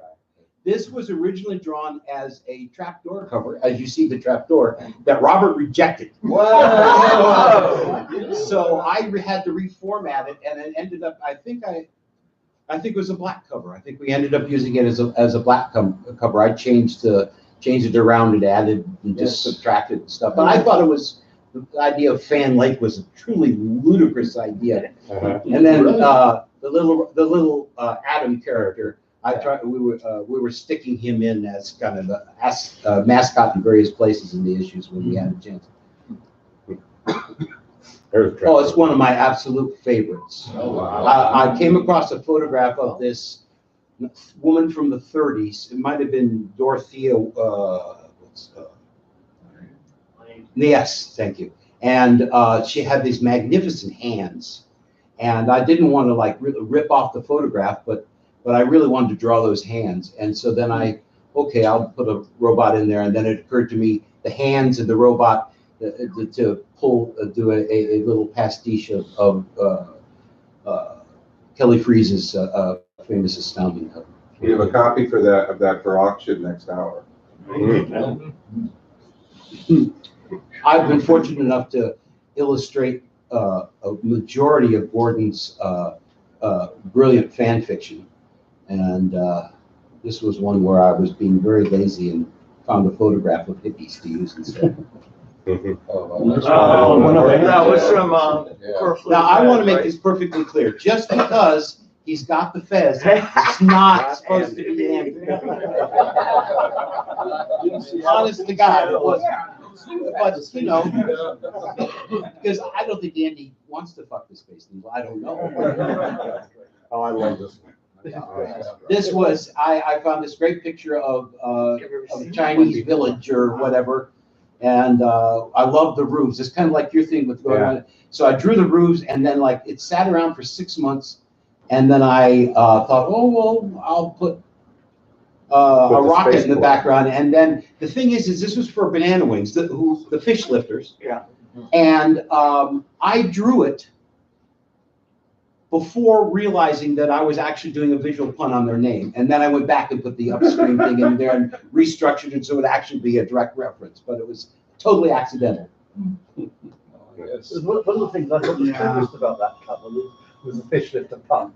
Well, it was accidental. It was accidental. I really like this is, there was a period of time when the great Richard Bergeron came back into fandom, and I probably corresponded with him more than anybody I ever have, and he inspired me to do this collage kind of stuff, which he was doing. And That was the most successful one. I like the eyeballs and the girl. Always been a bit of a mime artistically. Yeah. The first thing that got my attention to my artwork in the early 70s was I did a thing in Tomorrowland where I tried to draw everybody's style, all the other fan artists, and I didn't do a very good job of it, but it got a lot of attention and and I just admire the way, in this case, Gory, the way he drew, so I did my best to try and capture it. Yeah. Oh, that's good. I love Art Deco, and You do it so well. I'm sorry, I went through, it was a phase that I went through too soon because then I got into heavy cross hatching and stuff like that, and I've never been able to get back to the simplicity of it, but the peach is supposed to represent prosperity, and it's all kind of bullshit. But it's pretty. Did any of this come from when Lynn and Catherine dressed up as sexy nuns? No, it didn't. No, it didn't. But I have a lovely photo that I keep by the bed for special times. Okay. That's it's called Lovecraft and His Book, and I just drew that, and that led to a whole bunch of other Lovecraft drawings that I'd done. I'd never tried to actually illustrate stuff like that before, and I tried to do it so it didn't look like what anybody else had tried to do. Nice, but that was good tentacles. Yay! Now Jerry owns the original of this, and I'm happy to say it's framed and hanging on her wall. Jeff Shallis took this picture. I made Wally out of clay, and the mailbox was made out of cardboard, and all the letters actually had people's addresses on them and stuff. And there's a little issue of Pong at his feet, and that was photographed at a bush in Ted's front yard. And I bought that in the auction at Corflu 3. And when we got it printed, the printers liked it so much they published an extra 100 copies for it. Because they all wanted to take one home themselves. I thought that was quite a That was the cover of the Pong Anish. Right, that was the Pong Anish. Okay, this is Stu.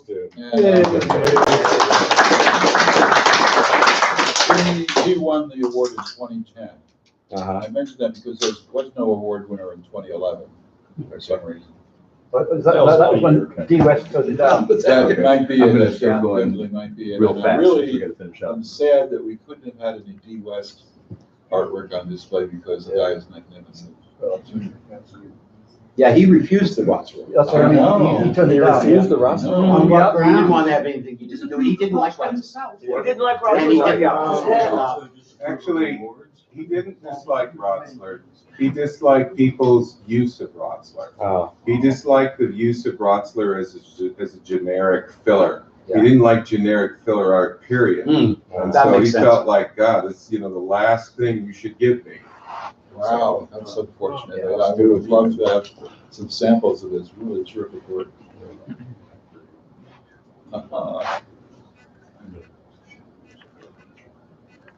I hope now that he's passed that his family will let somebody do a collection. Okay, and here we have the end of the show.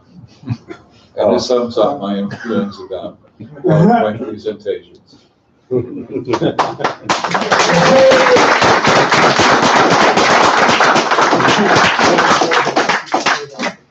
Thank you very much. This concludes the panel portion of the Corflu program. In approximately after a 10-minute break, well, actually an 11-minute break, it'll be 3:30. So we'll take an 11-minute break, and then Andy will take charge of the auction. So spend lots of money, bid high, overpay for everything. We'll all thank you for it. Okay. Thank you for putting up with my irritations. Thank you for pushing your button. I'm gonna go upstairs and get a coat.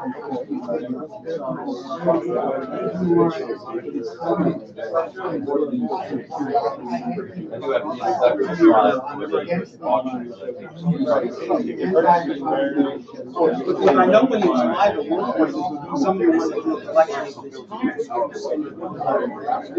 Well,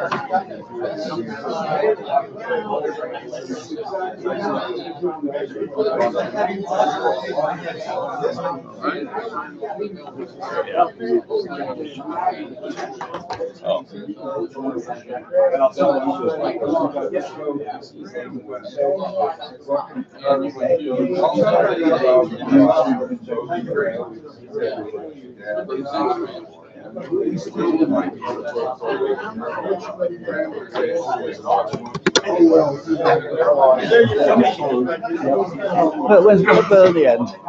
It went well in the end. Oh, thank you. So it was fun putting together, but again, maybe I should put together a PowerPoint show just of T West stuff. Really should, actually. Or other people who are, there have been more really Bronzer Award winners since then. I kind of I did 3 PowerPoint presentations and then I got